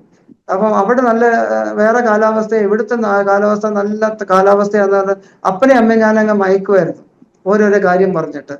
അതുകൊണ്ടാണ് ദൈവദാസൻ വെള്ളം അടിക്കല്ലെന്ന് പറഞ്ഞു. 3-ാമത്തെ കാര്യം പറഞ്ഞത്, കർത്താവിനോട് പറഞ്ഞത്, ആള് സിമ്പിൾ ആയിരിക്കണം, ഒത്തിരി ഹൈഫൈ ആയിരിക്കരുത്. നാലാമത്തെ കാര്യം പറഞ്ഞത് ആള് മലയാളി ആയിരിക്കരുത്. കാരണം എനിക്ക് മലയാളികളുടെ സ്തോത്രം, മലയാളി ആണെങ്കിൽ പോലും എനിക്ക് മലയാളികളോട് അത്ര വിശ്വാസം പോരായിരുന്നു. ഹല്ലേലൂയ. അഞ്ചാമത്തെ കാര്യം എന്തെന്ന് പറഞ്ഞു കഴിഞ്ഞാൽ, ആൾ എൻ്റെ അടുത്ത് ചോദിക്കണം, നീ ദൈവത്തെ അന്വേഷിക്കുന്നുണ്ടോ? ഈ 5 കാര്യങ്ങളാണ് ഒരു ദൈവദാസന്റെ പ്രത്യേകത എന്ന് ഞാൻ ആ സമയത്ത് ചിന്തിച്ചോണ്ടിരുന്നത്. അപ്പൊ നിങ്ങൾക്കറിയാൻ പറ്റും ഞാൻ എത്രമാത്രം എനിക്ക് വിവരം ഉണ്ടായിരുന്നെന്ന്. അപ്പൊ ദൈവത്തോട് പറഞ്ഞ കാര്യമാണ്, ഏറ്റവും വിവരം കെട്ട കാര്യമായിരുന്നു പറഞ്ഞത്. ഒന്ന്, എങ്ങനത്തെ ദൈവദാസനായിരിക്കണമെന്ന് ചോദിച്ചപ്പോ, ഒന്ന് വെള്ളം അടിക്കരുത്, 2 പുക വലിക്കരുത്, ആള് സിമ്പിൾ ആയിരിക്കണം, ആള് മലയാളി ആയിരിക്കരുത്, എന്നോട് കണ്ടു കഴിഞ്ഞാൽ ഉടനെ എന്നോട് ചോദിക്കണം, നീ ദൈവത്തെ അന്വേഷിക്കുന്നുണ്ട്. അപ്പോ ദൈവത്തിൽ നിന്ന് എനിക്കൊരു ശബ്ദം കേൾക്കാൻ മനസ്സിലായി, ഓക്കെ ഓക്കെ, കർത്താവ് ഓക്കെ ചെയ്തു അത്, എനിക്ക് മനസ്സിലായി. പക്ഷെ ഈ കാര്യം ഞാൻ ആരുടെടുത്തും വെളിപ്പെടുത്തിയില്ല. അമ്മയപ്പനോടും വെളിപ്പെടുത്തിയില്ല. എൻ്റെ കൂട്ടുകാര് 2-3 കൂട്ടുകാരുണ്ടായിരുന്നു തൂത്തുക്കുടിയിൽ, അവരോട് ഞാൻ ഒന്നും പറഞ്ഞു. ഇതെന്റെ ടോപ്പ് സീക്രട്ട് ആയിരുന്നു, ആരോടും ഞാൻ പറഞ്ഞില്ല. എന്നാൽ എല്ലാ ദിവസവും രാവിലെ ഞാൻ ലോഡ്ജിൽ നിന്നും റൂമിൽ നിന്നും വെളിയിൽ ഇറങ്ങുമ്പോൾ ഞാൻ വിചാരിച്ചു, കാരണം ദൈവം ഈ ശബ്ദം കേട്ടത് കൊണ്ട് ഇത് ഏതെങ്കിലും വന്ന് ആരെങ്കിലും എൻ്റെ കയ്യെ പിടിച്ചിട്ട് പറയും, you are searching for God, നീ ദൈവത്തെ അന്വേഷിക്കുന്നുണ്ട് എന്ന് പറയുമ്പോൾ, ഓക്കെ, ഇത് ദൈവത്തിന്റെ ദാസന, പുള്ളി എന്ന് പറഞ്ഞാലും അനുസരിക്കണം, അങ്ങനെ പറഞ്ഞുകൊണ്ട് ഞാൻ നിർണയിച്ചു. ചിലപ്പോൾ ഞാൻ വിചാരിച്ച ഏതെങ്കിലും പെന്തക്കോസ് പാസ്റ്റർ വന്നിട്ട് എന്റെ കൈ പിടിച്ചിട്ട് ഈ കാര്യം പറയും, അല്ലെങ്കിൽ പിന്നെ വേറെ ഏതെങ്കിലും RCM കത്തോലിക്കയിലെ അച്ഛൻ എന്റെ കൈ പിടിച്ചിട്ട് പറയും, നീ ദൈവത്തെ അന്വേഷിക്കുന്നുണ്ട് എന്നാണ് ഞാൻ ഉദ്ദേശിച്ചുകൊണ്ടിരുന്നത്. അല്ലെങ്കിൽ TPM പാസ്റ്റർ വന്നിട്ട് പറയും, നീ ദൈവത്തെ അന്വേഷിക്കുന്നുണ്ട് എന്ന് പറഞ്ഞു കഴിഞ്ഞാൽ, ഓക്കെ, ആ ദൈവദാസനെ ഫോളോ ചെയ്യുക എന്നാണ് ഞാൻ ചിന്തിച്ചുകൊണ്ടിരുന്നത്. എന്നാൽ ഒരാഴ്ച കഴിഞ്ഞിട്ട് ഞാൻ ആ കാര്യം അങ്ങ് മറന്നു. ഇങ്ങനത്തെ ഒരു കാര്യം പറഞ്ഞതായിട്ടും ഞാൻ അങ്ങ് മറന്നുപോയി. ഏകദേശം 1.5 മാസത്തിന് ശേഷം CSI ചർച്ചിൽ നിന്ന് ഒരു ഇവാഞ്ചലിസ്റ്റ് തൂത്തുക്കുടിയിൽ, പുള്ളി എന്റെ കൂട്ടുകാരനെ കാണാൻ വേണ്ടി വീട്ടിലേക്ക്, ലോഡ്ജിന്റെ അടുത്ത്, ഞാൻ എടുത്ത റൂമിലേക്ക് അതിന്റെ അടുത്ത് വന്നു. പുള്ളി കൂട്ടുകാരനെ വിസിറ്റ് ചെയ്ത് കഴിഞ്ഞപ്പോൾ, പുള്ളിയുടെ പേര് ബാലനാണ്, ഇൻഷുറൻസ് സർവേയർ ആണ്. ബാലനെ കാണാൻ വേണ്ടി ഒരു CSI ചർച്ചിൽ ഇവാഞ്ചലിസ്റ്റ് വന്നു കഴിഞ്ഞിട്ട് അവര് സംസാരിച്ചു കഴിഞ്ഞിട്ട് എൻ്റെ റൂമിലേക്ക് വരുവാൻ പുള്ളി ഈ ഇവാഞ്ചലിസ്റ്റിനോട് പറഞ്ഞു. ആ ഇവാഞ്ചലിസ്റ്റിന്റെ പേര് ഷമുവേൽ രാജ്, തമിഴനാണ്. പറഞ്ഞപ്പോൾ ഞാൻ ആ റൂമിലില്ല. തിരിച്ച് ആ റൂമിലേക്ക് വന്നു കഴിഞ്ഞപ്പോൾ ബാലൻ എൻ്റെ അടുത്ത് പറഞ്ഞു, ഇതുപോലൊരു ഇവാഞ്ചലിസ്റ്റ് എൻ്റെ വീട്ടിൽ വന്നായിരുന്നു, എൻ്റെ റൂമിൽ വന്നായിരുന്നു, നിന്നെ കാണാനായിട്ട് ആഗ്രഹിച്ചു, പക്ഷെ നീ റൂമിൽ ഇല്ലാത്തതുകൊണ്ട് പുള്ളി മടങ്ങിപ്പോയി. എൻ്റെ ഉള്ളിൽ ഏറ്റവും വലിയ ആഗ്രഹമുണ്ട്, എങ്ങനെയെങ്കിലും ഈ ദൈവദാസനെ പോയി കാണണം. അങ്ങനെ പിറ്റേ ദിവസമായപ്പോൾ ബൈക്കിൽ ഇരുന്നുകൊണ്ട് പുള്ളി ബാലൻ ബൈക്ക് ഓടിച്ചു, ഞാൻ പുറയിൽ ഇരുന്നുകൊണ്ട് പുള്ളിയുടെ വീട്ടിലേക്ക് പോയി. അപ്പോൾ ഒരു ഇവാഞ്ചലിസ്റ്റ് എന്ന് പറഞ്ഞു കഴിഞ്ഞാൽ വളരെ സിമ്പിളാണ്. CSI ചർച്ചിൽ നിന്ന് റിസൈൻ ചെയ്ത് ഇൻഡിപെൻഡന്റ് ആയിട്ട് ഇറങ്ങി വന്ന ഒരു ഇവാഞ്ചലിസ്റ്റ്, പക്ഷെ ബാക്ക്ഗ്രൗണ്ട് CSI ആണ്. ആ വീട്ടിൽ ചെന്ന് കഴിഞ്ഞപ്പോൾ വളരെ സിമ്പിൾ, ഏറ്റവും കുടില് പോലിരിക്കുന്ന വീട്, വളരെ സിമ്പിൾ ആയിരിക്കുന്ന, അകത്ത് മുഴുവൻ പൊടിയെല്ലാം കയറിയിരിക്കുക. അപ്പോൾ ഞാൻ അവിടെ കയറിയിരുന്നു. പിന്നെ പുള്ളിയോട് സംസാരിക്കണം, പുള്ളിക്ക് തമിഴ് അറിയാം, എനിക്ക് തമിഴ് അറിയത്തില്ല. അപ്പൊ ഞാൻ ഇംഗ്ലീഷിൽ സംസാരിക്കും, ബാലൻ അത് തമിഴിലേക്ക് ട്രാൻസ്ലേറ്റ് ചെയ്യും. അങ്ങനെയായിരുന്നു ഞങ്ങളുടെ കോൺവെർസേഷൻ നടന്നുകൊണ്ടിരുന്നത്. ഒടുവില് കുറച്ചു നേരം 1.5 മണിക്കൂർ സംസാരിച്ചു കഴിഞ്ഞിട്ട് ഞാൻ പറഞ്ഞു, നമുക്ക് പോകാമെന്ന് പറഞ്ഞപ്പോൾ ആ ദേവദാസൻ പറഞ്ഞു, പോകുന്നതിന് മുമ്പേ നമുക്കൊരു വാക്ക് നിനക്ക് വേണ്ടി ഞാൻ പ്രാർത്ഥിക്കട്ടെ, പ്രാർത്ഥിച്ചു കഴിഞ്ഞിട്ട് നിങ്ങൾക്ക് പോകാമെന്ന്. അങ്ങനെ ഞാനും ബാലനും അവിടെ നിന്നു. ആ ദേവദാസൻ പായൊക്കെ വിരിച്ച് ഞങ്ങളും ആ പായലിരുന്ന് പ്രാർത്ഥിക്കാൻ തുടങ്ങി. പ്രാർത്ഥിച്ചു കഴിഞ്ഞാൽ തമിഴിലാണ് പ്രാർത്ഥിക്കുന്നത്. പ്രാർത്ഥിക്കും ഒന്നും പിടികിട്ടിയില്ല പുള്ളി എന്തുവാ പ്രാർത്ഥിച്ചത്. തിരിച്ച് എഴുന്നേറ്റ് കഴിഞ്ഞിട്ട്, പ്രാർത്ഥന കഴിഞ്ഞിട്ട് എഴുന്നേറ്റ് കഴിഞ്ഞിട്ട് എന്നോട് പറഞ്ഞ ഒരു കാര്യം, നിന്നെ കുറിച്ച് ദൈവം എനിക്കൊരു കാര്യം വെളിപ്പെടുത്തി തന്നിട്ടുണ്ടെന്ന് ബാലനോട് പറഞ്ഞു. എനിക്കൊന്നും പറഞ്ഞ് മനസ്സിലായില്ല പുള്ളി എന്തുവാ പറഞ്ഞത്. അങ്ങനെ ഞങ്ങൾ പുറകില് വീട്ടിൽ നിന്ന് ഇറങ്ങാറായ, പുള്ളിയുടെ വീട്ടിൽ നിന്ന് വെളിയിലോട്ട് ഇറങ്ങുമ്പോൾ ബാലൻ പറഞ്ഞ്, ഈ ദൈവദാസൻ നിന്നെ കുറിച്ചൊരു കാര്യം പറഞ്ഞിട്ടുണ്ട്. ഞാൻ പറയും, എന്താണത്? അവൻ പറഞ്ഞു, നീ ദൈവത്തെ അന്വേഷിക്കുന്നുണ്ട്, പക്ഷേ നിന്റെ വഴിയെല്ലാം ക്ലോസ്ഡ് ആണ്, അടച്ചിട്ടിരിക്കുകയാണ് എന്നാ ദൈവദാസൻ പറഞ്ഞത്. ഇത് കേട്ട് കഴിഞ്ഞപ്പോൾ ഇല്ല, ഗൂസ് ബംസായി. രോമങ്ങളെല്ലാം എന്റെ എഴുന്നേറ്റ് നിന്നു, കയ്യിലെ രോമങ്ങളെല്ലാം എഴുന്നേറ്റ് നിന്നു. സ്തോത്രം. കാരണം 1.5 മാസത്തിന് മുമ്പേ എനിക്കൊരു ദൈവദാസനെ കാണിച്ചു തരണമെന്ന് ബെഡിൽ കിടന്നോണ്ട് പറഞ്ഞ കാര്യം, ആരോടും വെളിപ്പെടുത്താത്ത കാര്യം ഈ പുള്ളിക്കാരൻ എങ്ങനെ വെളിപ്പെട്ടു? അതായിരുന്നു എന്റെ ചിന്ത. ഇതാര് പുള്ളിയെടുത്ത് പറഞ്ഞു? അതായിരുന്നു എന്റെ ചിന്ത. അങ്ങനെ ഈ ബാലൻ ഇത് ട്രാൻസ്ലേറ്റ് ചെയ്ത് തന്നപ്പോൾ ഞാൻ നോക്കിയപ്പോൾ ഇവാഞ്ചലിസ്റ്റ് വെള്ളം അടിക്കത്തില്ല, പുക വലിക്കത്തില്ല, പിന്നെ തമിഴല്ലാതെ പുള്ളിക്ക് ഒരു ഭാഷയും അറിയത്തില്ല. അങ്ങനെ ചെയ്യുമ്പോൾ മലയാളി ആയിരിക്കരുത്. 5ാമത്തെ സിമ്പിൾ അറിയാം. വീടൊക്കെ നോക്കിയപ്പോൾ വളരെ കുടില് പോലെ, വളരെ ജോപ്പടി പോലെ, ഹിന്ദി പറഞ്ഞ ജോപ്പടി പോലെ ചെറിയൊരു വീട്. അത് കഴിഞ്ഞിട്ട് 5ാമത്തെ കാര്യം, are you searching for God? നീ ദൈവത്തെ അന്വേഷിക്കുന്നുണ്ടോ എന്ന് പറയുകയും ചെയ്തു. പിന്നെ പക്ഷെ വഴികളെല്ലാം അടഞ്ഞിരിക്കുകയാണെന്ന് പറയുകയും ചെയ്തു. ഇത് കേട്ട് കഴിഞ്ഞപ്പോൾ ഞാൻ ഞെട്ടിപ്പോയി, അക്ഷരത്തിൽ ഞെട്ടിപ്പോയി. കാരണം വളരെ സീക്രട്ട് ആയിട്ട് വെച്ചിരുന്ന കാര്യം, എൻ്റെ റൂമിൻ്റെ അകത്ത് മാത്രം ഞാൻ ദൈവത്തോട് സംസാരിച്ച കാര്യം, ആമേൻ, ഈ ദൈവദാസൻ അത് വെളിപ്പെടുത്തി കിട്ടിക്കഴിഞ്ഞപ്പോൾ എനിക്കൊരു കാര്യം മനസ്സിലായി. ദൈവം കാണിച്ചു തരുന്ന ദൈവദാസൻ, തൂത്തുക്കുടിയിലുള്ള ദൈവദാസൻ ഈ പുള്ളിയാണെന്നുള്ള കാര്യം മനസ്സിലായി. അതുകൊണ്ട് പുള്ളി പറയുന്ന കാര്യങ്ങൾ ഞാൻ അനുസരിച്ചാലേ പറ്റത്തുള്ളൂ. കാരണം ഞാൻ ചോദിച്ച് മേടിച്ച് കണ്ടീഷൻ വെച്ച് ദൈവദാസൻ അതിന്റെ മുമ്പിൽ നിൽക്കുന്നത്. അതിനുശേഷം വളരെ വളരെ വർഷങ്ങൾക്ക് ശേഷം ആ ദേവദാസൻ എന്നോട് പറഞ്ഞൊരു ടെസ്റ്റിമണി ഉണ്ട്. എൻ്റെ ഷൈനു, ആ കാലത്ത് ഞാൻ അനുഭവിച്ച കഷ്ടത, എൻ്റെ വീടിന്റെ കാര്യങ്ങളെല്ലാം നീ അന്ന് വന്ന് കണ്ടതാണല്ലോ. ഇതുപോലെ കഷ്ടത ഞാൻ എൻ്റെ ജീവിതത്തിൽ ഞാൻ അനുഭവിച്ചിട്ടില്ല. അതുകൊണ്ട് ചിലരെയൊക്കെ കർത്താവിലേക്ക് കൊണ്ടുവരുവാൻ വേണ്ടി ചിലപ്പം ദൈവം നമ്മളെ ഓരോരുത്തരുടെയും കഷ്ടതയിൽ കൂടി കടത്തി വിടും, ചിലരെയൊക്കെ നേടിയെടുക്കാൻ വേണ്ടി. ഇതിൽ നിന്നും നമ്മൾ അറിയുന്ന പാഠമാണ്, ലെസൺസ് ആണ്. അന്ന് മുതൽ ഏകദേശം 1.5 മാസം, ഇത് ഫെബ്രുവരിയിലാണ്, 1999 ഫെബ്രുവരിയിലാണ് ഈ കാര്യം നടക്കുന്നത്. ഏകദേശം 1.5 മാസം പുള്ളി മീറ്റിങ്ങിന് വിളിക്കും, ഞാൻ പുള്ളിയുടെ കൂടെ പോകും. ഹൗസ് ചർച്ചസിൽ പോവും, പുള്ളിയുടെ കൂടെ പോകും. പുള്ളിയുടെ ബാഗ് അസിസ്റ്റന്റ് ആയിട്ട് ഞാൻ പുള്ളിയുടെ കൂടെ പോകും. പാട്ടൊക്കെ പാടും, തമിഴില് പാട്ടൊക്കെ പാടും. ഞാൻ വെറുതെ അവിടെ നിന്ന് കൈയടിച്ച് പാടും. എല്ലാവരും കൈയടിക്കുമ്പോൾ ഞാനും കൈയടിച്ച് പാടും. എല്ലാം ചെയ്തുകൊണ്ടിരിക്കും. എൻ്റെ അടുത്ത് ആ ദേവദാസൻ പറയും, നീ ബൈബിൾ വായിക്കണം. ഞാൻ പറഞ്ഞു ഓക്കെ, ഏത് ഭാഗമാണ് വായിക്കുന്നത്? പുള്ളി പറയുന്ന ഭാഗം ഞാൻ വായിക്കും. അങ്ങനെ വളരെ അനുസരണമുള്ള ഒരു ശിഷ്യനായിട്ട് ഞാൻ പുള്ളിയുടെ കൂടെ നടന്നു. അങ്ങനെ ഒരു പ്രാവശ്യം വായിച്ചുകൊണ്ടിരിക്കുമ്പോൾ യോഹന്നാന്റെ സുവിശേഷം 8-ാം അധ്യായത്തിന്റെ അകത്ത് യഹൂദന്മാരും കർത്താവും തമ്മിലുള്ള ഒരു കോൺവെർസേഷൻ നടക്കുന്നുണ്ട്.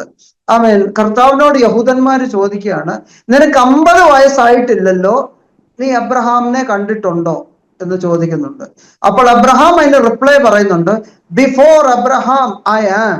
ആമേൻ. അബ്രഹാമിന് മുമ്പേ ഞാൻ ഉണ്ട് എന്നാണ് Malayalam translation. Before Abraham I am. അപ്പൊ ഞാൻ എൻ്റെ അടുത്ത് പറയുന്നുണ്ട്, ഈ വാക്യം നീ ഇങ്ങനെ ഈ അധ്യായം നീ വായിക്കണം. അങ്ങനെ വായിച്ച് ഞാൻ മുമ്പോട്ട് വരുമ്പോൾ ഈ ഒരു സെന്റൻസിൽ ബിഫോർ അബ്രഹാം ഐ ആം എന്നുള്ള സെന്റൻസിൽ ഞാൻ അങ്ങ് നിന്നു. അതിൽ നിന്നും കിട്ടിയ സന്തോഷം എന്ന് പറഞ്ഞു കഴിഞ്ഞാൽ എനിക്ക് പറഞ്ഞറിയിക്കാൻ കഴിയത്തില്ല. കാരണം ബിഫോർ അബ്രഹാം അയാം എന്ന് പറഞ്ഞാൽ ആ അയാമാണ് എക്സോഡസിലുള്ള പുറപ്പാട് പുസ്തകത്തിനകത്തുള്ള ആ ദൈവം തന്നെയാണ് മനുഷ്യനായിട്ട് ഇവിടെ നിൽക്കുന്നേ എന്നൊരു revelation. That was my first revelation. എൻ്റെ ജീവിതത്തിൽ ലഭിക്കുന്ന ആദ്യത്തെ വെളിപ്പാട്, ആദ്യത്തെ റെവലേഷൻ ആണത്. മോശയോട് സംസാരിച്ച ദൈവമാണ് ശരീരത്തിൽ ഇവിടെ യഹൂദന്മാരോട് സംസാരിക്കുന്നത്. Before Abraham I am. ആ ഒരു വാക്ക് കേട്ട് കഴിഞ്ഞപ്പോൾ എൻ്റെ ഉള്ളിൽ സന്തോഷം കൊണ്ടങ്ങ് നിറഞ്ഞു. എൻ്റെ അടുത്ത് ആരോ പറയുന്നത്, വീണ്ടും ആ വാക്യം വായിക്കുക, ബിഫോർ അബ്രഹാം ഐ ആം. ആ വാക്യം വീണ്ടും വായിക്കുമ്പോൾ ആ സന്തോഷം എൻ്റെ കൂടുകയാണ്. പിന്നെ വായിക്കുക, ബിഫോർ അബ്രഹാം ഐ ആം, അബ്രഹാമിന് മുമ്പ് ഞാനുണ്ട് എന്ന വാക്ക് വീണ്ടും ആ സന്തോഷം കൂടുകയാണ്. എനിക്ക് നിയന്ത്രിക്കാൻ കഴിയാത്ത സന്തോഷം. പിന്നെ ഞാൻ ബുദ്ധിപരമായിട്ട് വിചാരിക്കുകയാണ്, ഇത് ഈ വചനം വായിക്കുമ്പോൾ എന്തിനാ സന്തോഷം വരുന്നത്? ഇങ്ങനെ സന്തോഷം വരാൻ സാധ്യതയില്ലല്ലോ. അപ്പൊ ഞാൻ വിചാരിച്ചു, രാത്രി ദേവദാസം വരുമ്പോൾ, വൈകിട്ട് ഈ ദേവദാസം വരുമ്പോൾ ദേവദാസനോട് ചോദിക്കാം, എങ്ങനെ ഈ സന്തോഷം വരുന്നതെന്ന്. വാക്യം വായിക്കുമ്പോൾ എങ്ങനെയാ സന്തോഷം വരും? കാരണം അതുവരെ ഞാൻ അനുഭവിച്ചിട്ടില്ല. ആമേൻ. അന്നത്തെ ഫസ്റ്റ് റെവലേഷനാ, ഫസ്റ്റ് ആ വാക്യം വായിച്ചപ്പോൾ ആദ്യത്തെ ദിവസം, ആദ്യത്തെ സമയത്ത് കിട്ടിയ സന്തോഷം. ഈ ദൈവദാസൻ 17 കിലോമീറ്റർ സൈക്കിൾ ചവിട്ടി. വീട്ടിൽ നിന്ന് എൻ്റെ റൂം 17 കിലോമീറ്റർ. 17 കിലോമീറ്റർ സൈക്കിൾ ചവിട്ടി എന്നെ ഡെയിലി കാണാൻ വരും. പുള്ളിക്ക് വേറെ ആരുമില്ല, ഞാൻ മാത്രമേ ഉള്ളൂ. ഞാനാ പുള്ളിയുടെ ആദ്യത്തെ ആള്. അപ്പോൾ പുള്ളി 17 കിലോമീറ്റർ ഇവിടെ ചവിട്ടി. പിന്നെ ഞങ്ങൾ ഒരുമിച്ച് കഴിച്ചു കഴിഞ്ഞിട്ട് 17 കിലോമീറ്റർ സൈക്കിൾ ചവിട്ടി തിരിച്ച് റൂമിലേക്ക് പോകും. ഡെയിലി എൻ്റെ വരും. അത്രയും വിശ്വസ്തയോടുകൂടി ഇന്ന് ശുശ്രൂഷ ചെയ്യുന്ന വളരെ ചുരുക്കമായിരിക്കും. അപ്പോൾ 17 കിലോമീറ്റർ ചവിട്ടി എൻ്റെ അടുത്ത് പറയും ഇന്ന വേദഭാഗം വായിക്കണം. വായിക്കുമ്പോൾ രാത്രി വന്നിട്ട് വൈകിട്ട് വന്നിട്ട് പുള്ളി എൻ്റെ ഡൗട്ട് ക്ലിയർ ചെയ്യും. അപ്പോൾ അന്നത്തെ ദിവസം എനിക്ക് ലഭിച്ച സന്തോഷം, പുള്ളി വന്നു കഴിഞ്ഞപ്പോൾ പുള്ളിയോട് ഞാൻ പറഞ്ഞു, ബിഫോർ അബ്രഹാം ഐ ആം എന്നൊരു വാക്ക് ഞാൻ വായിച്ചപ്പോൾ എനിക്ക് ഭയങ്കര സന്തോഷമായി. വീണ്ടും വീണ്ടും ആരും എൻ്റെ അടുത്ത് പറയുന്നു വായിക്കണമെന്ന്. വീണ്ടും വീണ്ടും അത് വായിക്കുമ്പോൾ എൻ്റെ ഉള്ളിൽ സന്തോഷം കൂടിക്കൊണ്ടിരിക്കുക. അപ്പോൾ ആ ദേവദാസനോട് ചോദിച്ചു, ഇങ്ങനെ ആയി കഴിഞ്ഞു കഴിഞ്ഞാൽ എനിക്ക് എന്തെങ്കിലും പ്രശ്നമുണ്ടോ? പുള്ളി പറഞ്ഞു ഒരു പ്രശ്നവുമില്ല. പിന്നെ പറഞ്ഞു ഇങ്ങനെ സന്തോഷം കൂടിക്കഴിഞ്ഞു കഴിഞ്ഞാൽ എന്ത് ചെയ്യണം പാസ്റ്റർ? ഞാൻ ആ സമയത്ത് പാസ്റ്ററിനെ വിളിച്ചത്. പാസ്റ്റർ എന്ത് ഞാൻ ചെയ്യണം? അപ്പൊ പറഞ്ഞ കതകും ജനലും ക്ലോസ് ചെയ്തിട്ട് നിനക്ക് തോന്നുന്നത് ചെയ്യുക. ആ സന്തോഷത്തിൽ ജമ്പ് ചെയ്യണോ, ചാടണോ, ഉരുളണോ, എന്തോ വേണമെങ്കിലും ചെയ്യാം. അപ്പൊ ഞാൻ പറയും ഓക്കെ. പിറ്റേ ദിവസം ഈ വചനം പിന്നെയും വായിക്കും. ഓർത്തോണം, 1-2 ദിവസം ഒറ്റ വാക്യത്തിൽ മാത്രം സന്തോഷിച്ച ഒരു വ്യക്തി ആദ്യത്തെ റെവലേഷനിൽ, ബിഫോർ അബ്രഹാം ഐ ആം. ആമേൻ.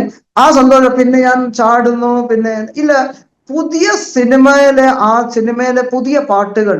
എന്നൊക്കെ ഞാൻ സിനിമാ പ്രാന്തനായിരുന്നു. ആദ്യ സിനിമയൊക്കെ കാരണം വീട്ടിൽ ഭയങ്കര സ്ട്രിക്റ്റ് ആയതുകൊണ്ട് നാഗ്പൂരിൽ വന്നിട്ടാണ് ഞാൻ ആദ്യം തിയേറ്ററിലേക്ക് കയറുന്നത്.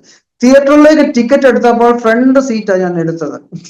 ഫ്രണ്ട് സീറ്റിൽ വന്നതിലേക്ക് ഇത്രയും വലിയ സ്ക്രീനിൽ സിനിമ കണ്ടു കഴിഞ്ഞപ്പോഴത്തേന് ഞാൻ ഇങ്ങനെയാണോ സിനിമ കാണുന്നതെന്നൊക്കെ പറഞ്ഞിട്ട് പിന്നെ എനിക്ക് സിനിമയുടെ ആദിയായി. പിന്നെ ഒരു ദിവസം 4 ഷോ വെച്ച് കണ്ടിട്ടുണ്ട്. അതൊക്കെ ഭയങ്കര ചരിത്രമൊക്കെയാ അതൊക്കെ.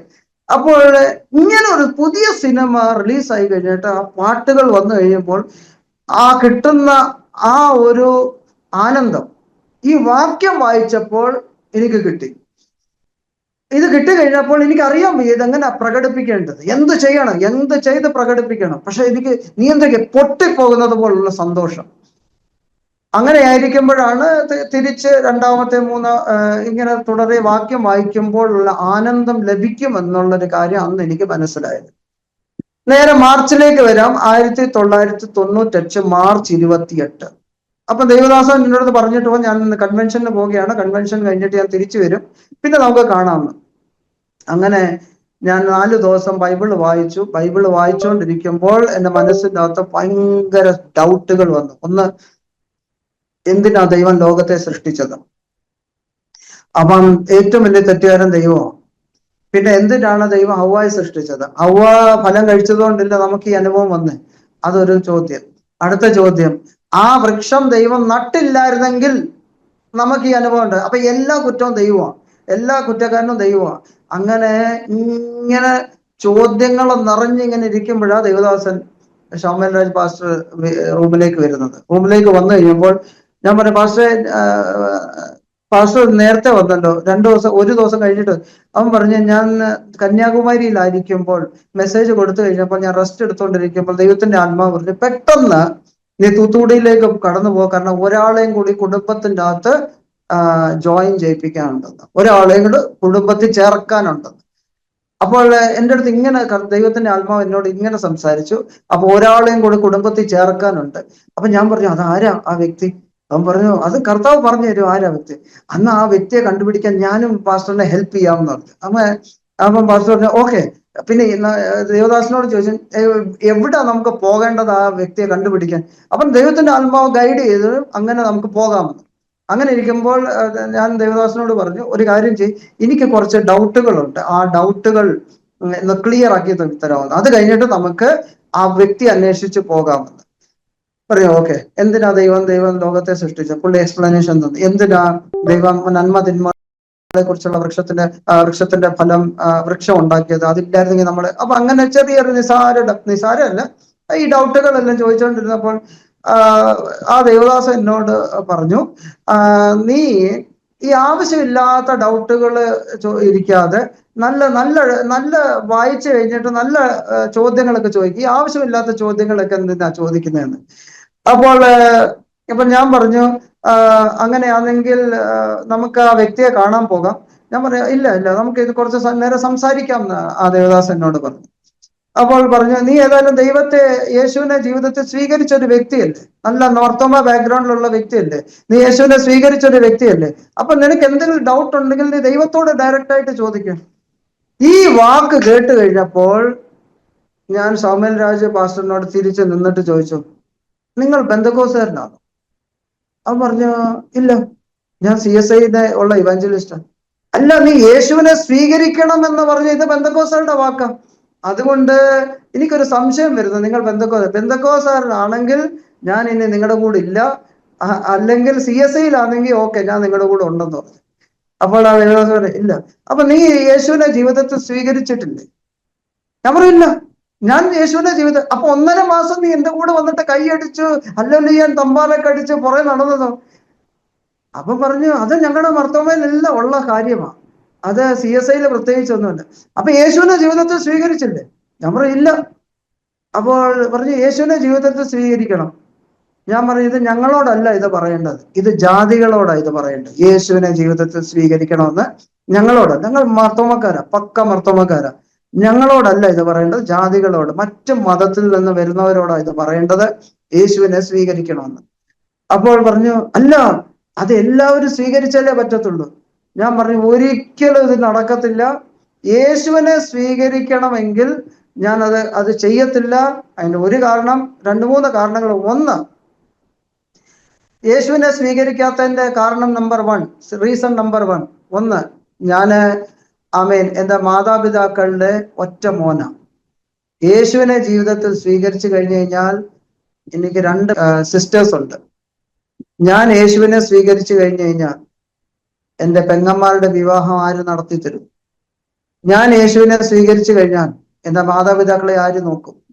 2ാമത്തെ റീസൺ, യേശുവിനെ സ്വീകരിച്ചു കഴിഞ്ഞാൽ എനിക്ക് നിങ്ങളെ പോലെ പാസ്റ്ററോ പ്രീസ്റ്റോ ഇവാഞ്ചലിസ്റ്റോ എനിക്ക് ആവണമെന്ന് എനിക്ക് ഒരു താല്പര്യവുമില്ല, ഒരു ആഗ്രഹവുമില്ല. അതുകൊണ്ട് ഞാൻ യേശുവിനെ സ്വീകരിക്കത്തില്ല. 3ാമത്തെ കാര്യം, ഞാൻ ഇവിടെ സൈറ്റ് ഇൻചാർജ് ആയിട്ടാണ്, മെക്കാനിക്കൽ എഞ്ചിനീയർ സൈറ്റ് ഇൻചാർജ് ആയിട്ടാണ് ജോലി ചെയ്യുന്നത്. ജോലി ചെയ്യുമ്പോൾ എനിക്ക് കമ്പനി ഒരു ഉത്തരവാദിത്വം തന്നിട്ടുണ്ട്. ആ ഉത്തരവാദിത്വ പ്രകാരം ഞാൻ ജോലി ചെയ്തേ പറ്റത്തുള്ളൂ. അതിന് വേണ്ടിയുള്ള ശമ്പളം കമ്പനി എനിക്ക് തരുന്നുണ്ട്. അപ്പൊ യേശുവിനെ സ്വീകരിച്ചു കഴിഞ്ഞു കഴിഞ്ഞാൽ ഈ സൈറ്റ് ആര് നോക്കും? ഈ ജോലിയുടെ ഉത്തരവാദിത്വം ആര് നോക്കും? അതുകൊണ്ട് യേശുവിനെ ഞാൻ സ്വീകരിക്കത്തില്ല എന്ന കടകട്ടായം അന്ന് ഞാൻ പറഞ്ഞു. അപ്പോൾ ആ ദേവദാസൻ ഈ ഉത്തരം ഈ കാര്യങ്ങൾ കേട്ട് കഴിഞ്ഞാൽ ഒന്ന് പുഞ്ചിരിച്ചിട്ട് പറഞ്ഞു, യേശുവിനെ സ്വീകരിക്കുക എന്ന് പറഞ്ഞാൽ പാസ്റ്റർ ആവണോ, പ്രീസ്റ്റ് ആകണോ, ഇവാഞ്ചലിസ്റ്റ് ആവണോ എന്നല്ല. യേശുവിനെ സ്വീകരിച്ചു കഴിഞ്ഞു കഴിഞ്ഞാൽ അമ്മയപ്പനെ വിടണമെന്നോ പെങ്ങന്മാരുടെ വിടണമെന്നോ ഒന്നുമല്ല. യേശുവിനെ സ്വീകരിക്കുക എന്ന് പറഞ്ഞു കഴിഞ്ഞാൽ സൈറ്റ് വിടണമെന്നോ ജോലി വിടണമെന്നോ അല്ല. പക്ഷെ യേശുവിനെ സ്വീകരിച്ചു കഴിഞ്ഞാൽ നിന്റെ ജീവിതം യേശുവിനെ സമർപ്പിച്ചു കഴിഞ്ഞു കഴിഞ്ഞാൽ എവിടെ പോയാലും ജീവിക്കുന്ന ദൈവം ഉണ്ടെന്നൊരു സാക്ഷ്യം പറയുവാൻ, സാക്ഷിയായിട്ട് നിൽക്കുവാൻ, അതാ യേശുവിനെ സ്വീകരിക്കുക എന്നർത്ഥം. യേശുവിനെ ജീവിതത്തെ സ്വീകരിച്ചു കഴിഞ്ഞാൽ നിന്റെ ജീവിതം കൊണ്ട് ജീവിക്കുന്ന ഒരു ദൈവം ഉണ്ടെന്ന ഒരു സാക്ഷിയായി ദൈവം മാറ്റും എന്ന് പറഞ്ഞു. ഞാൻ പറഞ്ഞു, അത്രേ ഉള്ളൂ. പാസ്റ്റർ വേണ്ട, പറയും പാസ്റ്റർ വേണ്ട, ഇവാഞ്ചലിസ്റ്റ് വേണ്ട, പറയും ഇവാഞ്ചലിസ്റ്റ് ഒന്നും വേണ്ട, പക്ഷെ ദൈവത്തിന് സാക്ഷിയായിട്ട് നിൽക്കാൻ പറ്റുമെന്ന്.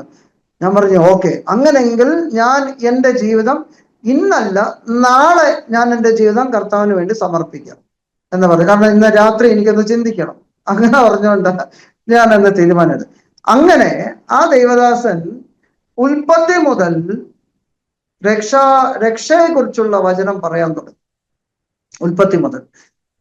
അപ്പോൾ ഈ രക്ഷയെ കുറിച്ചുള്ള വചനം സംസാരിച്ച ഉൽപ്പത്തി, പുറപ്പാട്, ലേവ്യ, അങ്ങനെ പഴയ നിയമത്തിൽ ബുക്കുകളിൽ നിന്നും ഈ രക്ഷയെക്കുറിച്ചുള്ള സാക്ഷ്യം പറയാൻ തുടങ്ങി ഉള്ള വേഴ്സസ് വാക്യങ്ങൾ പറയാൻ തുടങ്ങി കഴിഞ്ഞപ്പോൾ എൻ്റെ അകത്തിൽ നിന്നൊരു ശബ്ദം, ഐ വിൽ കിൽ യു, ഞാൻ നിന്നെ കൊന്നുകളയും എന്നൊരു ശബ്ദം എൻ്റെ ഉള്ളിൽ നിന്ന് വരാൻ തുടങ്ങി. അത് ഞാൻ വിചാരിച്ചു എൻ്റെ സങ്കല്പമാണ്.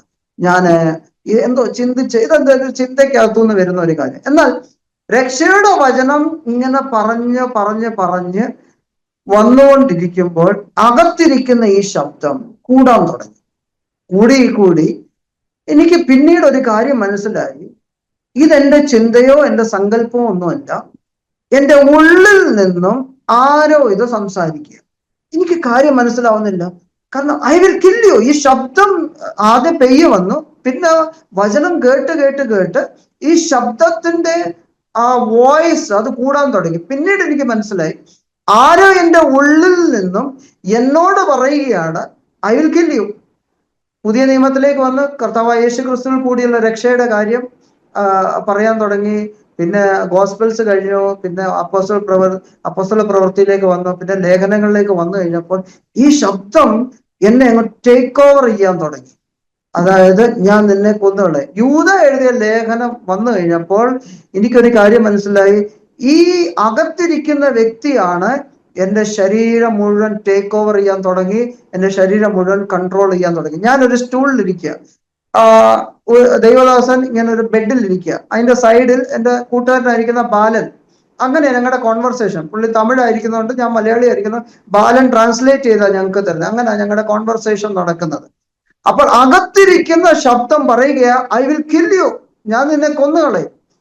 എന്നാൽ ഞാൻ സ്റ്റൂളിൽ ഇരിക്കുമ്പോൾ യൂദ എഴുതിയ ജൂഡ് എഴുതിയ എപ്പിസോഡിലേക്ക് വന്നു കഴിഞ്ഞപ്പോൾ, വെളിപ്പാട് പുസ്തകത്തിന്റെ മുമ്പിലുള്ള ആ പുസ്തകത്തിലേക്ക് വന്നു കഴിഞ്ഞപ്പോൾ, ആ ലെറ്ററിലേക്ക് വന്നു കഴിഞ്ഞപ്പോൾ, ഞാൻ സംതിങ് കെയിം ഇൻസൈഡ്.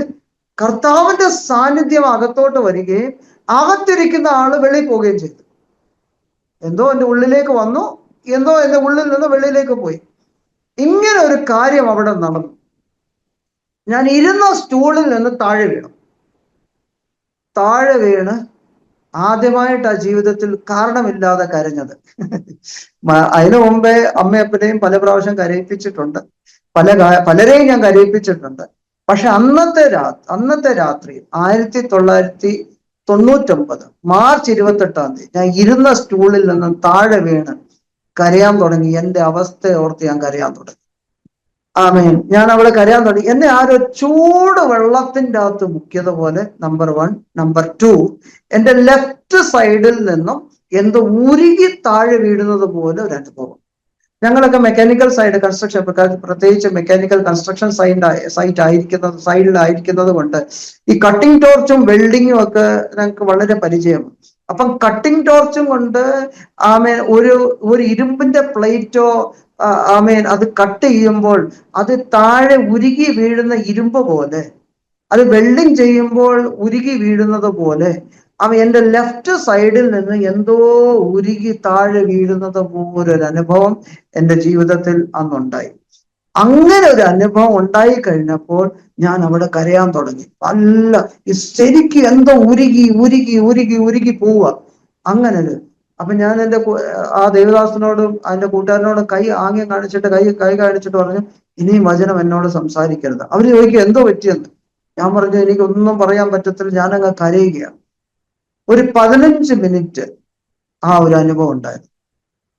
ആ ദേവദാസനും ബാലനും രണ്ടുപേരും എൻ്റെ തലയിൽ കൈ വെച്ച് പ്രാർത്ഥിച്ചു കഴിഞ്ഞിട്ട് ഒരു 15 മിനിറ്റിന് ശേഷം ഞാൻ എഴുന്നേറ്റപ്പോൾ എന്തോ വിട്ടുപോയതുപോലെ, എന്തോ ലൈറ്റ് വെയിറ്റ് ആയതുപോലെ. ലൈറ്റ് വെയിറ്റ് ആയത് എനിക്ക് തോന്നി ഞാൻ പറന്നു പോകുമെന്ന്.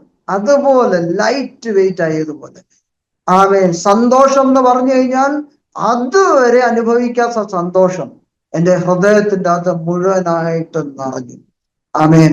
പിന്നീട് നമ്മൾ സങ്കീർത്തനം 51 വായിക്കുമ്പോഴാ ദാവീദ് പറയുന്നത് രക്ഷയുടെ സന്തോഷത്തെ കുറിച്ച് അവിടെ ദാവീദ് പരാമർശിച്ചിരിക്കുന്നത്. ആ സന്തോഷം എന്നിൽ നിന്ന് പോയി പോകരുത് എന്ന് ദാവീദ് പറയുന്നു. ആമേൻ. അപ്പോൾ അന്ന് ഞാൻ അനുഭവിച്ചു രക്ഷയുടെ സന്തോഷം. ആമേൻ. അതെന്റെ വീണ്ടും ജനനത്തിന്റെ അനുഭവമായിരുന്നു. ഇന്നും 27 വർഷത്തിന് ശേഷവും ഞാൻ ഈ കാര്യം പലയിടത്തും സാക്ഷ്യമായിട്ട് പറഞ്ഞിട്ടുണ്ട്. ഇന്നും ഞാൻ ഈ കാര്യം പറയുമ്പോൾ ഇന്നലെ നടന്നതുപോലെ എനിക്ക് ഇന്നും അനുഭവിക്കപ്പെടുന്നത്. അതെന്റെ മനസ്സിന്റെ അതിന്റെ റിലയൻസ് ഫ്രഷ് പോലെ, അത് ഫ്രഷായിട്ട് കിടക്കുക എൻ്റെ ജീവിതത്തിൽ. ഹല്ലേലൂയ. അതുകൊണ്ട് എനിക്കിത് പറയാൻ ഒരു ലജ്ജയുമില്ല. ആമേൻ. ഇങ്ങനെയാ രക്ഷിക്കപ്പെട്ടതെന്ന് ഞാൻ. ഹല്ലേലൂയ.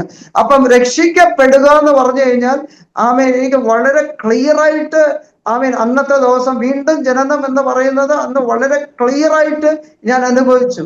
സ്തോത്രം.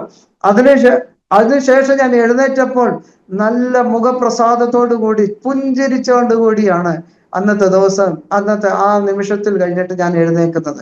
1999 മാർച്ച് 28 വൈകുന്നേരം 7:30 മണിക്ക് ആമേൻ സ്തോത്രം, ഞാൻ ആ ഫ്ലോറിൽ നിന്ന് എഴുന്നേൽക്കുമ്പോൾ നിറയെ പുഞ്ചിരിയോടുകൂടി ലൈറ്റ് വെയിറ്റ് ആയിട്ട് പൊട്ട ഒഴിഞ്ഞ ഭാരം മാറിപ്പോയതുപോലുള്ള അനുഭവത്തിൽ കൂടിയാ ഞാൻ ഞാൻ ആ കടന്നു വന്ന ദൈവദാസനോട് ഞാൻ ഈ കാര്യം പറഞ്ഞു, ഇതുപോലെ ഞാൻ അനുഭവിച്ചിട്ടാണ് എഴുന്നേക്കുന്നതെന്ന്.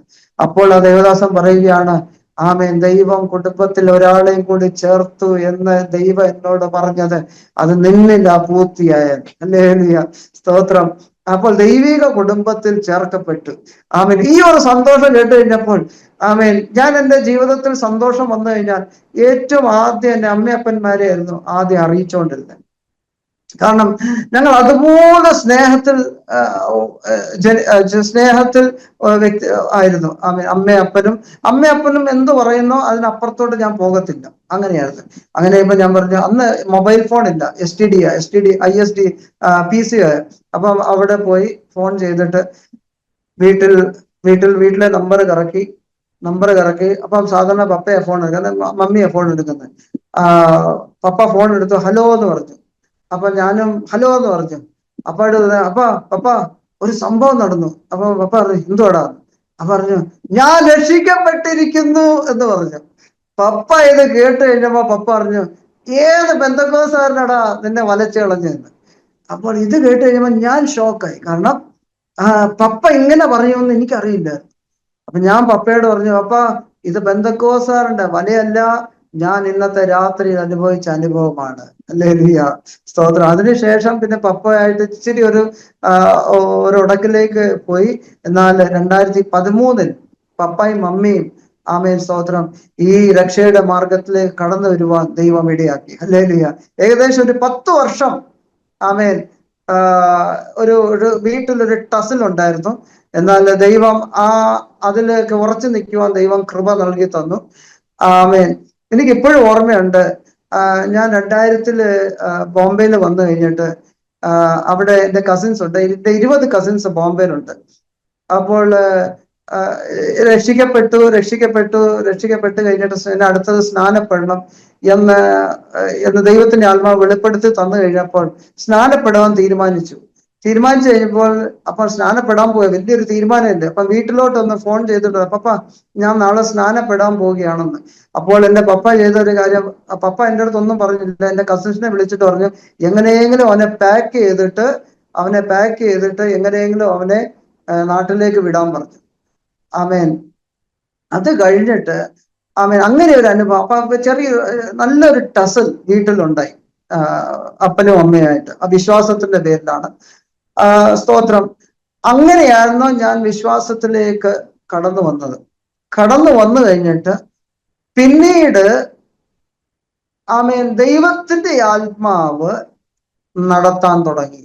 സ്തോത്രം. രക്ഷിക്കപ്പെട്ട ഒരു ദൈവ പൈതലിന്, അല്ലാതെ വീണ്ടും ജനനം പ്രാപിച്ച ഒരു ദൈവ പൈതലിന് ആ അനുഭവത്തിന് കഴിഞ്ഞതിന് ശേഷം ദൈവത്തിന്റെ ആത്മാവ് ആ വ്യക്തിയെ നടത്തുന്നത് ചെറിയ ചെറിയ കാര്യങ്ങൾ ദൈവം പറഞ്ഞു തരുന്നു. എടാ, നീ ഇനിയും എൻ്റെ അടുത്ത് ഒരു അപ്പനും അമ്മയും പറഞ്ഞു തരുന്നത് പോലെ ദൈവത്തിന്റെ ആത്മാവ് നമ്മുടെ ഉള്ളിൽ നിന്നോട് സംസാരിച്ച് നമ്മളോട് പറയും. എന്നോട് പറഞ്ഞു, ഞാനൊരു സിനിമാ ഭ്രാന്തനായിരുന്നു. എന്നോട് പറഞ്ഞു, ഇനിയും നീ സിനിമയ്ക്ക് പോകരുത്, തിയേറ്ററിൽ പോകരുത്. ഞാൻ തീരുമാനം എടുത്തു, ഓക്കെ, ഇനി ഞാൻ പോകത്തില്ല. എന്നോട് ഞാൻ പറഞ്ഞു, കർത്താവേ, എനിക്ക് എന്റെ ശക്തി കൊണ്ട് പോകാൻ കഴിയും, പക്ഷെ എനിക്ക് കൃപ നൽകി തരണം, എനിക്ക് ശക്തി പകർന്നു തരണം തിയേറ്ററിനകത്ത് പോകാതിരിക്കാൻ.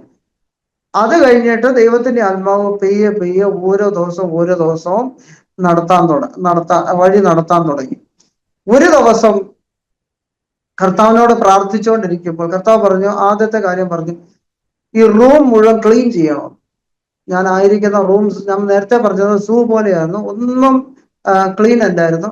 കർത്താവ് പറഞ്ഞു, കംപ്ലീറ്റ് റൂം ക്ലീൻ ചെയ്യണമെന്ന്. കംപ്ലീറ്റ് ഞാൻ റൂം എല്ലാം ക്ലീൻ ചെയ്ത് പിന്നെ പ്രാർത്ഥിക്കാനിരിക്കുമ്പോൾ കർത്താവിനോട്, കർത്താവെ, പ്രാർത്ഥിക്കാൻ അറിയില്ല. ഇന്ന് ഞാൻ പറയുന്നത് കർത്താവ് ശരിക്കും പ്രാർത്ഥിക്കാൻ എനിക്ക് അറിയില്ല. അപ്പോൾ അന്ന് ഞാൻ പറഞ്ഞു, കർത്താവ് എനിക്ക് പ്രാർത്ഥിക്കാൻ ഒന്നും അറിയില്ല, എനിക്ക് അങ്ങേ ഒന്ന് കാണാൻ ഒന്ന് ഇടയാക്കണേ എന്ന് പറഞ്ഞു. അങ്ങനെ ഇരിക്കുമ്പോൾ ഒരു പ്രാവശ്യം ഞാൻ പ്രാർത്ഥിച്ചുകൊണ്ടിരിക്കുക, ജനലിന്റെ ഒരു പാളി തുറന്നിരിക്കുക, ഒരു പാളി അടച്ചിരിക്കുക. അങ്ങനെ പ്രാർത്ഥിച്ചുകൊണ്ടിരിക്കുമ്പോൾ കണ്ണടച്ചപ്പോൾ ഒരു പ്രകാശത്തിലിരിക്കുന്ന ഒരു വ്യക്തി റൂമിലേക്ക് ഇറങ്ങി വന്നു. ആ പ്രകാശത്തിന്റെ വർണ്ണന എനിക്ക് പറയാൻ കഴിയത്തില്ല.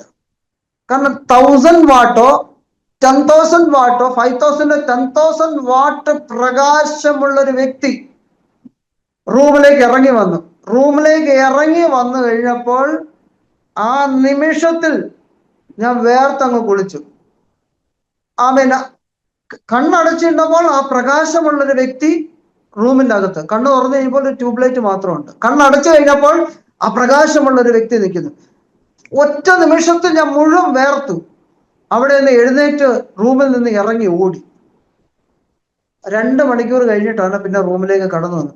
പേടിച്ചു പോയി, ഭയപ്പെട്ടു പോയി. കാരണം ഇതുപോലെ പ്രകാശമുള്ള ഒരു വ്യക്തി റൂമിൻ്റെ അകത്ത് കടന്നു വന്നു കഴിഞ്ഞാൽ എങ്ങനെ ഇരിക്കും? 2ാമത്തെ ദിവസം വീണ്ടും ഞാൻ പ്രാർത്ഥിക്കാനിരുന്നു കഴിഞ്ഞപ്പോൾ സൂം എന്ന് പറഞ്ഞുകൊണ്ട് ഒരു ഭയങ്കര ശക്തമായ പ്രകാശത്തിൽ ഒരു വ്യക്തി ഫ്രണ്ടിൽ വന്നു കഴിഞ്ഞപ്പോൾ ആ വ്യക്തിയെ കണ്ടു കഴിഞ്ഞാൽ വീണ്ടും ഞാൻ ഭയപ്പെട്ടു പോയി. വീണ്ടും റൂമിൽ നിന്ന് ഇറങ്ങി ഓടി 1.5-2 മണിക്കൂർ കഴിഞ്ഞിട്ടാണ് വീണ്ടും വരുന്നത്. കാരണം ഭയപ്പെട്ടു പോയി. ഇങ്ങനൊരു വ്യക്തിയെ കണ്ടു കഴിഞ്ഞാൽ ആരായാലും ഭയപ്പെടും. 3ാമത്തെ പ്രാവശ്യം എനിക്ക് മനസ്സിലായി ഇതായാലും കർത്താവായിരിക്കും. ഇത്രയും പ്രകാശത്തിൽ ഏതായാലും പിശാച് വരത്തില്ല, കർത്താവ് തന്നെ ആയിരിക്കും. എന്നാൽ കർത്താവിനോട്, കർത്താവെ അങ്ങ് വരുമ്പോൾ എനിക്ക് അങ്ങേ ഒന്ന് കാണണം, അപ്പോൾ നിൽക്കാനുള്ളൊരു കൃപ എനിക്ക് നൽകി തരണം. അങ്ങനെ 3ാമത്തെ പ്രാവശ്യം കർത്താവ് റൂമിലേക്ക് ഇറങ്ങി വരുമ്പോൾ കർത്താവിന് ആ പ്രകാശത്തിലുള്ള വ്യക്തിയെ കാണാൻ ഉള്ള ഒരു കറേജ് എനിക്ക് ലഭിച്ചു. ഞാൻ ഇങ്ങനെ കണ്ണടച്ച് നോക്കിക്കൊണ്ടിരിക്കുമ്പോൾ അകത്തെ കണ്ണുകൊണ്ടായി നോക്കുമ്പോൾ പ്രകാശത്തിൽ നിന്നും കർത്താവായ യേശു ക്രിസ്തുവിന്റെ മുഖം കാണുവാനിടയായി. സ്തോത്രം. അപ്പൊ പലരും എന്നോട് ചോദിക്കാറുണ്ട്, കർത്താവിന്റെ മുഖം ഫോട്ടോയെ പോലാണോ? ഞാൻ പറഞ്ഞു, ഇതെല്ലാം ഫേക്കാ. ഈ ഫോട്ടോയിൽ കാണുന്നതെല്ലാം ഫേക്കാ. ഇതെല്ലാം ആരൊക്കെ വരച്ചു വെച്ച ഫോട്ടോസാണ്. പക്ഷെ ഒറിജിനൽ കർത്താവിനെ കണ്ടു കഴിഞ്ഞു കഴിഞ്ഞാൽ നോക്കി നിന്നു പോകും എന്നാണ് എനിക്ക് പറയാനുള്ള സാക്ഷ്യം. പിന്നെ ആൾക്കാർ എൻ്റെ അടുത്ത് ചോദിക്കും, മുഖം എങ്ങനെ ഉണ്ടായിരുന്നു, നീണ്ട മുഖമാണോ, സ്കിൻ കളർ ഏതായിരുന്നു എന്ന്. ഞാൻ പറഞ്ഞു, അതൊന്നും വിവരിക്കാൻ എനിക്ക് പറ്റത്തില്ല. പക്ഷേ നമ്മൾ ആത്മാവിൽ കർത്താവിനെ കണ്ടു കഴിഞ്ഞു കഴിഞ്ഞാൽ, ആമേൻ, സ്തോത്രം, നമുക്ക് ആരും ഇൻട്രൊഡക്ഷൻ തരാൻ ആവശ്യമില്ല. ഇത് കർത്താവാണെന്ന് നമ്മൾ ഓട്ടോമാറ്റിക്കലി റെക്കഗ്നൈസ് ചെയ്യും. ഇത് കർത്താവ്.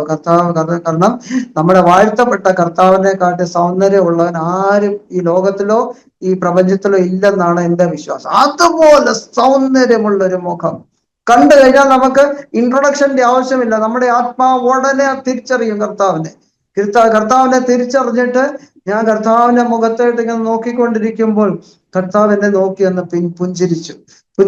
ഞാനും ഒന്ന് പുഞ്ചിരിച്ചു കഴിഞ്ഞപ്പോൾ കർത്താവിന്റെ ഈ കണ്ണ് ടേണായി തിരിഞ്ഞു കഴിഞ്ഞപ്പോൾ അഗ്നിജ്വാല ഉള്ള കണ്ണായി മാറി. കർത്താവിന്റെ 2 കണ്ണും ഈ നമ്മുടെ നോർമൽ കണ്ണ് പോലുള്ള കണ്ണ് തിരിഞ്ഞ് ടേണായിട്ട് ആ കണ്ണിന്റെ അകത്ത് അഗ്നിജ്വാല പോലുള്ള 2 കണ്ണ്. അത് പെട്ടെന്ന് അത് ടേൺ ആയത്. ഞാൻ നോർമലി പറയാറുള്ളതെന്ന് പറഞ്ഞു കഴിഞ്ഞാൽ, ഈ നോർത്ത് ഇന്ത്യയിലെ ഹോളി ഉണ്ട്. ഹോളിയുടെ തലേ ദിവസം ഈ ഹോളി കത്തിക്കുമ്പോൾ ഒരു നല്ലതായിട്ട് വിറകുന്നെല്ലാം തീ ആയി കഴിയുമ്പോൾ അതുപോലെ അതിനെക്കാട്ടി ഭയങ്കര അഗ്നിജ്വാല, അതുപോലെ ജ്വാലയുള്ള കണ്ണ്. ആ കണ്ണിൽ നിന്നും റേസ് ഇറങ്ങി വന്നു, കിരണങ്ങൾ ഇറങ്ങി വന്ന് എൻ്റെ കണ്ണിലോട്ട് അടിച്ചു, എൻ്റെ കണ്ണിനെ ടച്ച് ചെയ്ത് കഴിഞ്ഞപ്പോൾ ഞാൻ ഇരിക്കുന്ന ഇടത്തിൽ നിന്ന് താഴെ വീണിട്ട് ഉറക്കെ അലച്ചിട്ട് നേരെ എഴുന്നേറ്റ് വാഷ് ബേസിനിലോട്ട് പോയി. വാഷ് ബേസിന് വെള്ളം എടുത്ത് കഴിഞ്ഞിട്ട് കണ്ണിലേക്ക് അടിച്ചു കഴിഞ്ഞിട്ട് ഞാൻ വിചാരിച്ചു എൻ്റെ കണ്ണ് പോയെന്ന്, എൻ്റെ കാഴ്ച ശക്തി പോയെന്നാണ് ഞാൻ വിചാരിച്ചത്. പക്ഷേ സ്തോത്രം, കണ്ണിൽ അടിച്ചു കഴിഞ്ഞിട്ട് പിന്നെ ഞാൻ കൺപോള പയ്യെ മാറ്റി നോക്കി, കണ്ണ് ആ സ്ഥലത്തുണ്ടോ, അല്ലെങ്കിൽ കണ്ണിന്റെ കളർ മാറിയോ എന്നൊക്കെ നോക്കി. പക്ഷെ കണ്ണിന് ഒരു വ്യത്യാസവും വന്നിട്ടില്ലായിരുന്നു. പക്ഷെ കണ്ണിൻ്റെ അത് വേദന ഉണ്ടായിരുന്നു. ഏകദേശം ഒരു ദിവസം, ഒന്നൊന്നര ദിവസം ആ വേദന ഉണ്ടായി. കാരണം ആ റേസ് അടിച്ച കണ്ണ. ആമീൻ. അത് കഴിഞ്ഞിട്ട് ഞാൻ കട്ടിലേ വന്ന് കിടന്നു. കട്ടിലേ വന്ന് കിടന്നിട്ട് ഉറക്കെ കരഞ്ഞു. കരഞ്ഞു കഴിഞ്ഞിട്ട് പറഞ്ഞു, കർത്താവെ, അങ്ങാണെന്ന് പറഞ്ഞിട്ട് പിന്നെ അങ്ങയുടെ രൂപത്തിൽ പിശാച് വന്ന് എന്നെ സ്ട്രൈക്ക് ചെയ്തെന്ന് പറഞ്ഞുകൊണ്ടാ കരഞ്ഞത്. അപ്പോൾ കർത്താവ് പറഞ്ഞു, നിന്റെ ബൈബിൾ നീ ഒന്ന് തുറക്കാൻ പറഞ്ഞു. ബൈബിള് തുറന്ന് വെളിപ്പാട് പുസ്തകം 1-ാം അധ്യായം തുറന്നിട്ട് അവിടെ എന്റെ രൂപം ചിത്രീകരിച്ചിട്ടുണ്ട്. ആ അതിന്റെ കണ്ണ്, കർത്താവിന്റെ കണ്ണ് അഗ്നിജ്വാല പോലെ ഉള്ളത്. ഹല്ലേലൂയ. ആ വാക്യത്തിൽ നിന്നാണ് എനിക്ക് കോൺഫിഡൻസ് ആയത്. എന്നെ വന്ന് കണ്ടത് കർത്താവാണ്. പിറ്റേ ദിവസം പിന്നെയും കർത്താവ് വന്നു, ഭൂമി വന്നു. ആമേൻ. നിന്നെ രക്ഷിച്ചത് ഞാനാ. ഹല്ലേലൂയ. ശബരഹന്തര. ആമേൻ. ഇത് പറയുമ്പോൾ തന്നെ ആമേൻ, ഹല്ലേലൂയ, പുതിയ ഊർജം വരികയാണ്. ആമേൻ, ഹല്ലേലൂയ. ആമേൻ. നിന്നെ രക്ഷിച്ച ഞാനാണ്. എന്തിനാ രക്ഷിച്ചത്? നിന്റെ ചോദ്യത്തിന് ഞാൻ മറുപടിയായിട്ടാണ് ഞാൻ ഇവിടെ വന്നേക്കുന്നത്. ആമേൻ. എന്റെ ജീവിതത്തിൽ എന്റെ പർപ്പസ്, ലോക സ്ഥാപനത്തിന് മുമ്പേ ആമേൻ, ദൈവം എനിക്ക് വേണ്ടി ഉണ്ടാക്കിയ പർപ്പസ്, ആമേൻ, കർത്താവ് അത് വെളിപ്പെടുത്തുക. അത് ഇവിടെ ഞാൻ പറയത്തില്ല, കാരണം തീരെ പേഴ്സണൽ ആയിരിക്കുന്ന കാര്യമാണ്. ആമേൻ. അങ്ങനെയാണ് രക്ഷയുടെ അനുഭവത്തിലേക്ക് തുടക്കം. ആമേൻ, സ്തോത്രം. രക്ഷയുടെ അനുഭവത്തിലേക്ക് വന്നു കഴിഞ്ഞിട്ട് കർത്താവ് പറഞ്ഞു, ആദ്യം നീ പോയി ആ ബൈബിൾ സ്റ്റോറിൽ പോയിട്ട് കിങ് ജെയിംസിന്റെ ഓൾഡ് വേർഷൻ ബൈബിൾ മേടിച്ചോണ്ട്. ഞാൻ പറഞ്ഞു, കർത്താവ്, എന്നെ കൊണ്ട് പറ്റത്തില്ല ഈ ഇംഗ്ലീഷ് ഒക്കെ വായിക്കാൻ. അതും പുതിയ ലിപി. ന്യൂ വെർഷൻ ആയിരുന്നെങ്കിൽ ഓക്കെ. ഇത് ഓൾഡ് വെർഷൻ പോയി മേടിക്കാൻ പറഞ്ഞു. ആ ബൈബിൾ ഇന്നും എന്റെ കയ്യിലുണ്ട്. ആമേൻ. വായിക്കാൻ പറഞ്ഞു. കർത്താവ് പറഞ്ഞു, ഞാനാ നിന്നെ പഠിപ്പിക്കാൻ പോകുന്നത്. ആമേൻ. ഞാൻ നിന്നെ പഠിപ്പിക്കും. അപ്പൊ നിനക്ക് മനസ്സിലാക്കാൻ ബുദ്ധിമുട്ടില്ല. അപ്പൊ കർത്താവ് വീണ്ടും ജനനത്തിൽ കഴിഞ്ഞതിന് ശേഷം കർത്താവ് ആദ്യം പറഞ്ഞത്, പോയി ബൈബിള് മേടിച്ചുകൊണ്ട് വന്ന് ആമേൻ എന്റെ സന്നിധിയിൽ നിന്ന് വായിക്കാൻ. ആമേൻ. ഇന്നും പലരും എൻ്റെ അടുത്ത് ചോദിക്കുന്നത്, ഏറ്റവും നല്ല ബൈബിൾ കോളേജ് ഏതാണ്? അമേരിക്കയിലെയോ UK-ലെയോ അതോ നാട്ടിലെയോ? എവിടുത്തെ ബൈബിൾ കോളേജാണ്? ഞാൻ പറയും, ഹിന്ദിയിലാ പറയുന്നത്, കുട്ന ബൈബിൾ കോളേജ്. കുട്ന ബൈബിൾ കോളേജ് എന്ന് പറഞ്ഞാൽ മുഴങ്കാലിൽ ഇരിക്കുന്ന ബൈബിൾ കോളേജ്. ദൈവസന്നിധിയിൽ മുഴങ്കാലിൽ ഇരുന്നിട്ട്, കർത്താവെ, എന്നെ പഠിപ്പിക്കണമേ എന്ന ആരാഗ്രഹത്തോടു കൂടി ഇരിക്കുമോ, ആമേ, സ്തോത്രം, ആഴമേറെ വെളിപ്പാടുകൾ നൽകി തരുവാൻ എന്റെ ദൈവം ശക്തനാണ്. ഹല്ലേലൂയ. ദൈവത്തിന്റെ പരിശുദ്ധാത്മാവും ദൈവത്തിന്റെ വചനവും റെയിൽവേ ട്രാക്ക് പോലെയാണ്. ആമേൻ. ഒരു പാളം ഇങ്ങോട്ട് മാറിയാൽ മറ്റേ പാളം അങ്ങോട്ട് മാറും. ആമേൻ. ഒരിക്കലും പാരലൽ പോകുന്നതാണ്. ആമേൻ, സ്തോത്രം. ദൈവത്തിന്റെ ആത്മാവും ദൈവത്തിന്റെ വചനവും. അങ്ങനെ ഒരിക്കൽ റൂമിൽ ഇരിക്കുമ്പോൾ കർത്താവ് പറഞ്ഞു, വെളിയിലോട്ട് വരാൻ പറഞ്ഞു. അങ്ങനെ വെളിയിലോട്ട് വന്നു. ഇതൊന്നും കാൽപ്പനിക, ഇത് പലരും കമ്മ്യൂണിസ്റ്റുകാരെ ഈ സാക്ഷ്യം ഞാൻ പറഞ്ഞപ്പോൾ എന്റെ അടുത്ത്, ഷൈനു, നീ ഇത് വെറുതെ സ്വപ്നം കണ്ട കാര്യമായിരിക്കും. ഞാൻ പറഞ്ഞു, സ്വപ്നം കണ്ട കാര്യമല്ല പറയുന്നത്, ഇതിന്റെ ജീവിതത്തിന്റെ അനുഭവമാണ്. ഹല്ലേലൂയ. ഇത് ഞാൻ സ്വപ്നം കണ്ട കാര്യമല്ല. കർത്താവ് വെളിയിലോട്ട് വിളിച്ചോണ്ട് വന്നിട്ട് പറഞ്ഞു, അബ്രഹാമിനോട് ദൈവം പറഞ്ഞിട്ടില്ലേ, ആകാശത്തിലേക്ക് നോക്കുക, നക്ഷത്രങ്ങളെ നിനക്ക് എണ്ണാൻ പറ്റുമോ? അതുപോലെ കർത്താവ് വെളിയിലേക്ക് വിളിച്ചോണ്ട് വന്നു. അന്ന് പൂർണിമയുടെ ദിവസമായിരുന്നു, പൂർണ്ണചന്ദ്രനുള്ള ദിവസം. മുകളിൽ കാണുന്നത് എന്താണെന്ന് പറഞ്ഞു. അപ്പൊ ഞാൻ പറഞ്ഞു, കർത്താവേ, അത് ചന്ദ്രനാണ്. എങ്ങനെയാ ചന്ദ്രൻ പ്രകാശിക്കുന്നത്? അവൻ പറഞ്ഞു, സൂര്യന്റെ വെളിച്ചം കൊണ്ടാ ചന്ദ്രൻ അതുപോലെ നീയും പ്രകാശിക്കണം എന്നാണ് കർത്താവ് ആ സമയം. ഇതുപോലെ കർത്താവ് നടത്തുന്ന രീതികളുണ്ട്. ആമേൻ, സ്തോത്രം. ഒരു പ്രാവശ്യം പഠിച്ചുകൊണ്ടിരിക്കുമ്പോൾ എൻ്റെ അടുത്ത് പറഞ്ഞു, തുടർന്ന് ജോലിയോട് കൂടി ഞാൻ പഠിച്ചോണ്ട് ഈ ഭൗതിക പഠിത്തമെല്ലാം നിർത്തിയിട്ട്, ആമേൻ, വേദപുസ്തകത്തിൽ ഞാൻ നിന്നെ പഠിപ്പിക്കും എന്ന് പറഞ്ഞു. ഞാൻ പറഞ്ഞു, ഇതിൽ നിന്നെല്ലാം എനിക്കറിയാം, ഇതെല്ലാം ബാലിശമായിട്ടുള്ള കാര്യങ്ങളാണ്. ഇതിൽ നിന്നെല്ലാം ഞാൻ സൺഡേ സ്കൂളിൽ പഠിച്ചിട്ടുണ്ട്. പക്ഷെ നിന്റെ വാക്കിനാൽ ഞാൻ ഭൗതികമായിട്ടുള്ള ഈ ലോകത്തിലുള്ള പഠിത്തം നിർത്തിയിട്ട് അങ്ങിൽ നിന്നും പഠിക്കുവാൻ ഞാൻ ആഗ്രഹിക്കുന്നു എന്ന സമർപ്പണത്തിൽ അന്ന് മുതൽ കർത്താവ് വചനത്തിൽ കൂടി പഠിപ്പിച്ചുകൊണ്ടിരിക്കുകയാണ്. അപ്പോൾ നിങ്ങൾക്ക് പറയാം, ഞാൻ ബൈബിൾ കോളേജിന് വിരോധിയൊന്നുമുണ്ട്. ഞാൻ തന്നെ ബൈബിൾ കോളേജിൽ പോയിട്ടുണ്ട്, ഡിഗ്രീസ് ഒക്കെ എടുത്തിട്ടുണ്ട്. ബൈബിൾ കോളേജ് അധ്യാപകനും കൂടിയാണ്. അപ്പം പല കാര്യങ്ങളും ആമേൻ സ്തോത്രം പല ഡിഗ്രീസും കർത്താവിന്റെ കൃപയാൽ എടുത്തിട്ടുണ്ട്. പക്ഷെ ഇന്ന് എനിക്ക് പറയാനുള്ളത് ആമേൻ ദൈവ സാന്നിധ്യത്തിലിരുന്ന് പരിശുദ്ധാത്മാവിനോട് പറയാ, കർത്താവെ അങ്ങ് എന്നെ പഠിപ്പിച്ച് തരണമെന്ന് പറഞ്ഞു കഴിഞ്ഞാൽ ഈ ദൈവത്തെ പോലെ പഠിപ്പിക്കുവാൻ ആമേൻ നമുക്ക് മനസ്സിലാകുന്ന രീതിയിൽ പഠിപ്പിക്കുന്ന വേറെ ആരുമില്ല. ഹല്ലേലൂയ. ഇങ്ങനെയാണ് എൻ്റെ ടെസ്റ്റ് മണി. ഹല്ലേലൂയ. രക്ഷയുടെ അനുഭവത്തിലേക്ക് എങ്ങനെയാ വന്നത്, ആമേൻ സ്തോത്രം, എൻ്റെ വീണ്ടും ജനനത്തിന്റെ അനുഭവത്തിൽ എങ്ങനെയാണ് വന്നത് എന്നുള്ള കർത്താവിനെ ദർശിപ്പാനും കർത്താവിനെ കാണുവാനും ഉള്ള സൗഭാഗ്യം ദൈവം എനിക്ക് നൽകി തന്നു. ഇതാണ് എനിക്ക് പറയാനുള്ളത്. അല്ലെങ്കിൽ ഇതുപോലൊരു ദൈവമില്ല. ആമേൻ ഈ ദൈവത്തെ പോലെ വേറെ ഒരു ദൈവവുമില്ല. ആമേൻ ഞാൻ ഹിന്ദി എപ്പോഴും പറയാറുണ്ട്, ആമേൻ ആകാശത്തിന് കീഴിലും മനുഷ്യരുടെ ഇടയിലും ആമേൻ രക്ഷിക്കപ്പെടുവാൻ വേറൊരു നാമവുമില്ല. ഒരു നാമേ ഉള്ളൂ, അത് യേശുവിന്റെ നാമം മാത്രമാണ്. എനിക്ക് എപ്പോഴും എനിക്ക് ജീവൻ പകർന്നു തന്ന ഒരു വചനമാണ് യോഹന്നാന്റെ സുവിശേഷം 14-ാം അധ്യായത്തിന്, ഞാൻ ജീവിക്കുന്നത് കൊണ്ട് നിങ്ങളും ജീവിക്കും. ആമേൻ. ഹല്ലേലൂയ.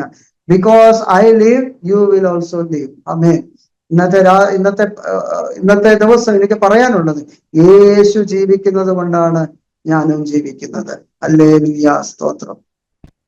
കർത്താവിന് സ്തോത്രം.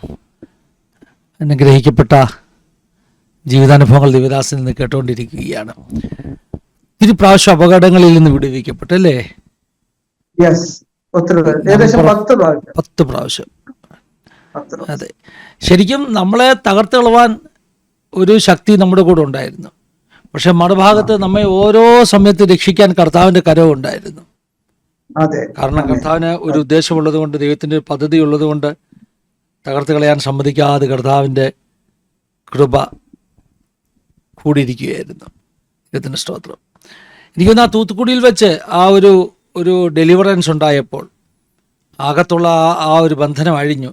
കൊല്ലും എന്ന് പറഞ്ഞുകൊണ്ടിരുന്ന അല്ലേ പാസ്റ്ററേ? ഒരു ദുരാത്മാവിന്റെ ശക്തിയായിരുന്നു, നമ്മൾ അറിയാതെ അത് നമ്മളെ നടത്തിക്കൊണ്ടിരുന്നു. അപ്പോൾ യേശു ജീവിതത്തിൽ ഇല്ലെങ്കിൽ ആ സ്ഥാനത്ത് വേറെ ഏതെങ്കിലും ഒരു ആത്മാവ് നമ്മൾ അറിയാതെ തന്നെ നടത്തിക്കൊണ്ടിരിക്കും. ഒടുവില് ഈ മരണപ്പെട്ടോ അല്ലെങ്കിൽ വേറെ ഏതെങ്കിലും രീതിയിലായി കഴിയുമ്പോഴായിരിക്കും നമ്മൾ അറിയുന്നത്, അല്ലെങ്കിൽ അവസാന നിമിഷത്തിലായിരിക്കും നമ്മൾ അറിയുന്നത് ഇങ്ങനെ ഒരു ശക്തിയാണ് നമ്മളെ കൊണ്ടുപോകുന്നത്. അപ്പോൾ യേശു ജീവിതത്തിൽ വന്നു കഴിയുമ്പോൾ ഈ ദുരാത്മാവ് ഇറങ്ങിപ്പോകും. ഈ നമ്മൾ കേൾക്കുന്ന എല്ലാ ശബ്ദങ്ങളെയും നമ്മൾ ദൈവജനപ്രകാരവും ആത്മാവിലും വിവേചിക്കണം. ചിലപ്പം തെറ്റിദ്ധരിപ്പിക്കാൻ വേണ്ടി തെറ്റായ ശബ്ദങ്ങൾ കേൾക്കും. എനിക്കറിയാം പലരും പിശാച് അവരോട് അവരുടെ മനസ്സിലിടുന്ന ചിന്തകളെ പോലും അവരൊന്നും ചിന്തിക്കും അവരുടെ ചിന്തയാണെന്ന്, അല്ലെങ്കിൽ ചിന്തിക്കും ദൈവം എന്നോട് പറഞ്ഞെന്ന്. അങ്ങനെ തെറ്റിദ്ധരിക്കപ്പെടുന്ന ആളുകളുണ്ട്. കാരണം പിശാച് മിസ്ഗൈഡ് ചെയ്യാൻ വേണ്ടി ഇടുന്ന ചിന്തകളാണ്. അത് തിരിച്ചറിയാൻ അവർക്ക് കഴിയാതെ പോകുന്നു. അതിനെ തിരിച്ചറിയണമെങ്കിൽ കർത്താവുമായിട്ടുള്ള നല്ല ബന്ധവും, എപ്പോഴും ദൈവശബ്ദം കേൾക്കുന്ന ആൾക്ക് കർത്താവിന്റെ ശബ്ദം തിരിച്ചറിയാൻ പറ്റും. ദൈവത്തിന്റെ സ്തോത്രം. നമ്മുടെ പിള്ളേരോട് നമ്മൾ സംസാരിക്കുമ്പോൾ നമ്മുടെ പിള്ളേര് നമ്മുടെ ശബ്ദം തിരിച്ചറിയുന്നത് പോലെ നമ്മൾ ദൈവമായിട്ട് കോണ്ടാക്ട് ഇരുന്ന് കഴിഞ്ഞാൽ മാത്രമേ ദൈവത്തിന്റെ ശബ്ദം നമുക്ക് കേൾക്കാൻ കഴിയത്തുള്ളൂ, തിരിച്ചറിയാൻ കഴിയും. അതെ. എന്തെങ്കിലും വിട്ടുപോയ അനുഭവങ്ങളുണ്ടോ ജീവിതത്തിൽ? മറക്കാനാവാത്ത അനുഭവങ്ങൾ വിട്ടുപോയതുണ്ടെങ്കിൽ പറയാം. അങ്ങനെ ഓർമ്മ വരുന്നുണ്ടെങ്കിൽ.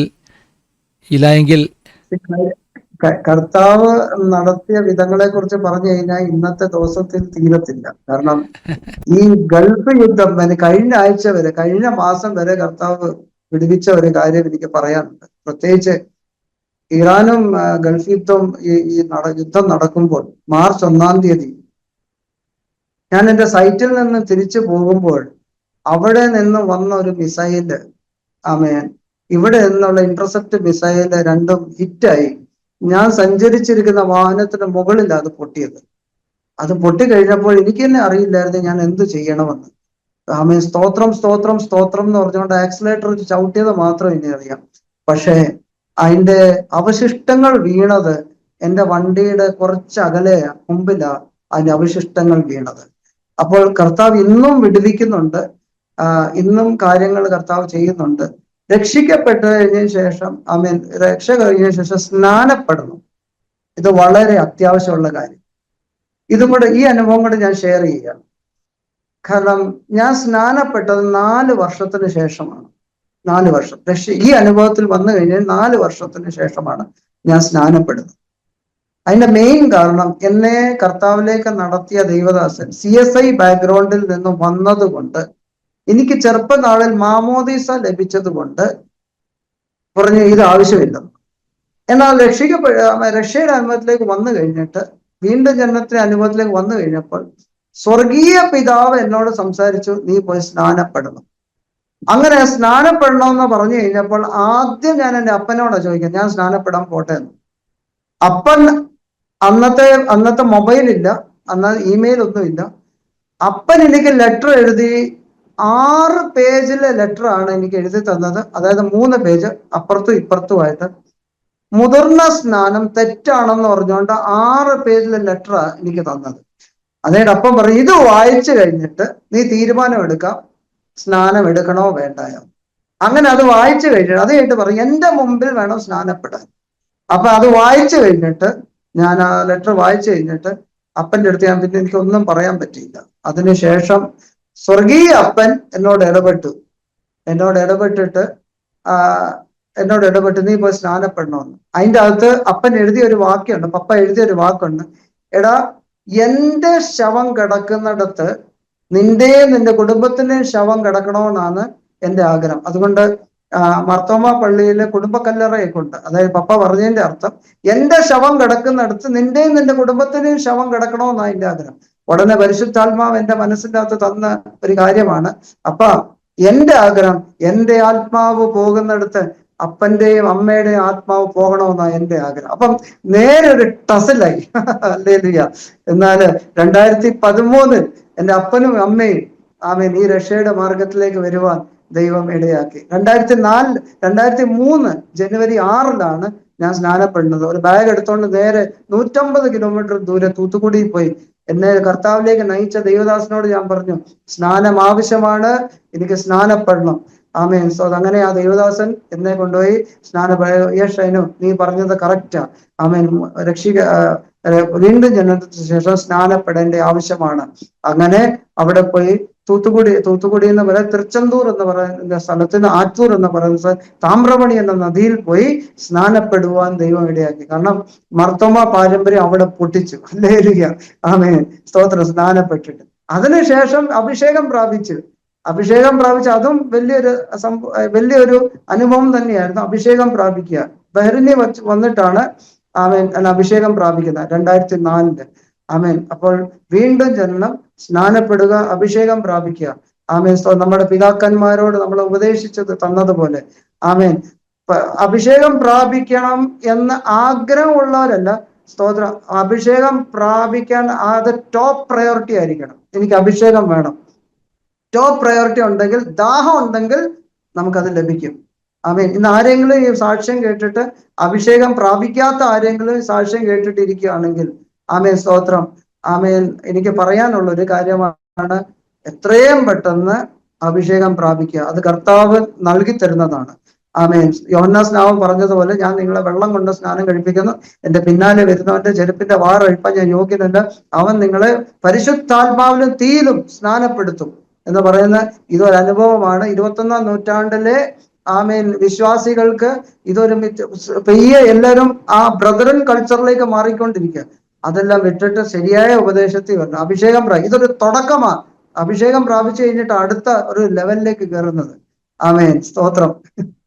പാസ്റ്ററെ, ഓൾമോസ്റ്റ് എല്ലാം പറഞ്ഞു കഴിഞ്ഞല്ലയോ? അതെ അതെ. ഓക്കെ, നമുക്ക് ഇനി വൈൻഡ് അപ്പ് ചെയ്യാമല്ലോ അല്ലേ? ശരി. അനുഗ്രഹിക്കപ്പെട്ട സാക്ഷ്യങ്ങളാണ് പാസ്റ്റർ പറഞ്ഞുകൊണ്ടിരുന്നത്. ദൈവം കർത്താവിന്റെ ശക്തമായിട്ട് ഉപയോഗിക്കട്ടെ, അനുഗ്രഹിക്കട്ടെ എന്ന് പിന്നെയും പ്രാർത്ഥിക്കുകയാണ്. പാസ്റ്റർക്ക് തന്നെ നമ്മുടെ പ്രേക്ഷകർക്ക് വേണ്ടി ചുരുക്കമായിട്ടൊന്ന് പ്രാർത്ഥിച്ച് ഈ സെഷൻ നമുക്ക് വൈൻഡപ്പ് ചെയ്യാം. സ്തോത്രം. ഹല്ലേലൂയ. സ്തോത്രം. യേശുവിന്റെ നാമത്തിൽ ജയമേറ്റെടുക്കുന്നു. പരിശുദ്ധ പിതാവെ, അങ്ങയുടെ കരത്തിലേക്ക് സമർപ്പിക്കുന്നു. അങ്ങയുടെ സന്നിധിയിൽ വരുവാൻ തന്ന കൃപയ്ക്കായിട്ട് നന്ദിയോടെ സ്തോത്രം. പ്രത്യേകിച്ച് ആമേൻ ആസാദി ടിവിയിൽ കൂടി അങ്ങ് അടിയന്റെ ജീവിതത്തിൽ ചെയ്ത സകല കാര്യങ്ങളെയും കുറിച്ച് വർണ്ണിപ്പാൻ കർത്താവ് കൃപ നൽകി തന്നു. അടിയന്റെ ഒരു യോഗ്യതയുമില്ല കർത്താവ്. 27 വർഷത്തിന് ശേഷം അടിയന്റെ ജീവിതത്തിൽ അങ്ങ് ചെയ്ത കാര്യങ്ങളെ വർണ്ണിപ്പാൻ തന്ന കൃപയ്ക്കായിട്ട് നന്ദിയോടെ സ്തോത്രം. അതിനുവേണ്ടി ഈ പ്ലാറ്റ്ഫോമിനെ അങ്ങ് ഉപയോഗിച്ച കൃപയ്ക്കായിട്ട് നന്ദിയോടെ സ്തോത്രം. ഈ സാക്ഷ്യം കേൾക്കുന്ന ഓരോ വ്യക്തി ജീവിതങ്ങളെ ഞങ്ങളുടെ കരത്തിലേക്ക് സമർപ്പിക്കുന്നു കർത്താവെ. അവരോടങ്ങ് ഇടപെടണമേ കർത്താവെ. ആമേൻ, സ്തോത്രം. ഒരു സ്പിരിച്വൽ എൻകൗണ്ടർ അവരിലും ഉണ്ടാകട്ടെ കർത്താവെ. ആമേൻ, അവരുടെ ജീവിതത്തെ മാറ്റിമറിക്കുന്ന ഒരു ആത്മാനുഭവത്തിലേക്ക് അവരെ കൂട്ടിക്കൊണ്ട് വരണമേ എന്ന് പ്രാർത്ഥിക്കുന്നു കർത്താവെ. ഭൗതിക ലോകം എപ്രകാരം റിയൽ ആയിരിക്കുന്നു, അതുപോലെ ആത്മലോകവും റിയാലിറ്റി ആയി മാറുവാൻ തക്കണം. അവരുടെ കണ്ണുകളെ അങ്ങ് പ്രകാശിപ്പിക്കണമേ. ആമേ, ജ്ഞാനത്തിന്റെ പരിജ്ഞാനത്തിന്റെ ആത്മാവിനെ നൽകി കൊടുക്കണമേ എന്ന് പ്രാർത്ഥിക്കുന്നു. അവരുടെ ആവശ്യങ്ങളുടെ മധ്യ അങ്ങ് പ്രവർത്തിക്കണമേ. പ്രത്യേകിച്ച് ഫിന്നി പാസ്റ്ററിനെ ഞങ്ങളുടെ കരത്തിലേക്ക് സമർപ്പിക്കുന്നു. ദൈവദാസൻ ചെയ്യുന്ന ഓരോ ശുശ്രൂഷകളെയും കുടുംബമായിട്ട് അനുഗ്രഹിച്ച് പ്രാർത്ഥിക്കുന്നു കർത്താവെ. ഇതിന് പ്രതിഫലം കൊടുക്കുവാനോ ആമേ സ്തോത്രം ഇവിടെ ആർക്കും കഴിയത്തില്ലെങ്കിലും ആമേ സ്തോത്രം കർത്താവെ, അങ്ങ് പ്രതിഫലം കൊടുക്കുന്ന കൃപയ്ക്കായിട്ട് നന്ദിയോടെ സ്തോത്രം. ആമേ, ആവശ്യങ്ങളുടെ മധ്യ അങ്ങ് പ്രവർത്തിക്കുന്നത്. തുടർന്ന് സകലത ശുശ്രൂഷ എല്ലാം അങ്ങയുടെ കരത്തിലേക്ക് സമർപ്പിക്കുന്നു. ക്രൂശിന്റെ മറവിൽ മറച്ചുകൊണ്ടുന്നു യേശുവിൻ നാമത്തിൽ തന്നെ, ആമേൻ. താങ്ക് യു പാസ്റ്ററെ. ഒരു പ്രാവശ്യം നന്ദി പറയുക ഇത്രയും സമയങ്ങൾ അനുവദിച്ച് നൽകിയതിൽ. കർത്താവ് ധാരാളമായിട്ട് അനുഗ്രഹിക്കട്ടെ, സഹായിക്കട്ടെ, ശുശ്രൂഷകളെ മാനിക്കട്ടെ എന്ന് പ്രാർത്ഥിക്കുന്നു. പ്രേക്ഷകരോടുമുള്ള നന്ദി പറയുന്നു. Thank you all. Thank you for watching. God bless you all. Have A wonderful time. God bless you.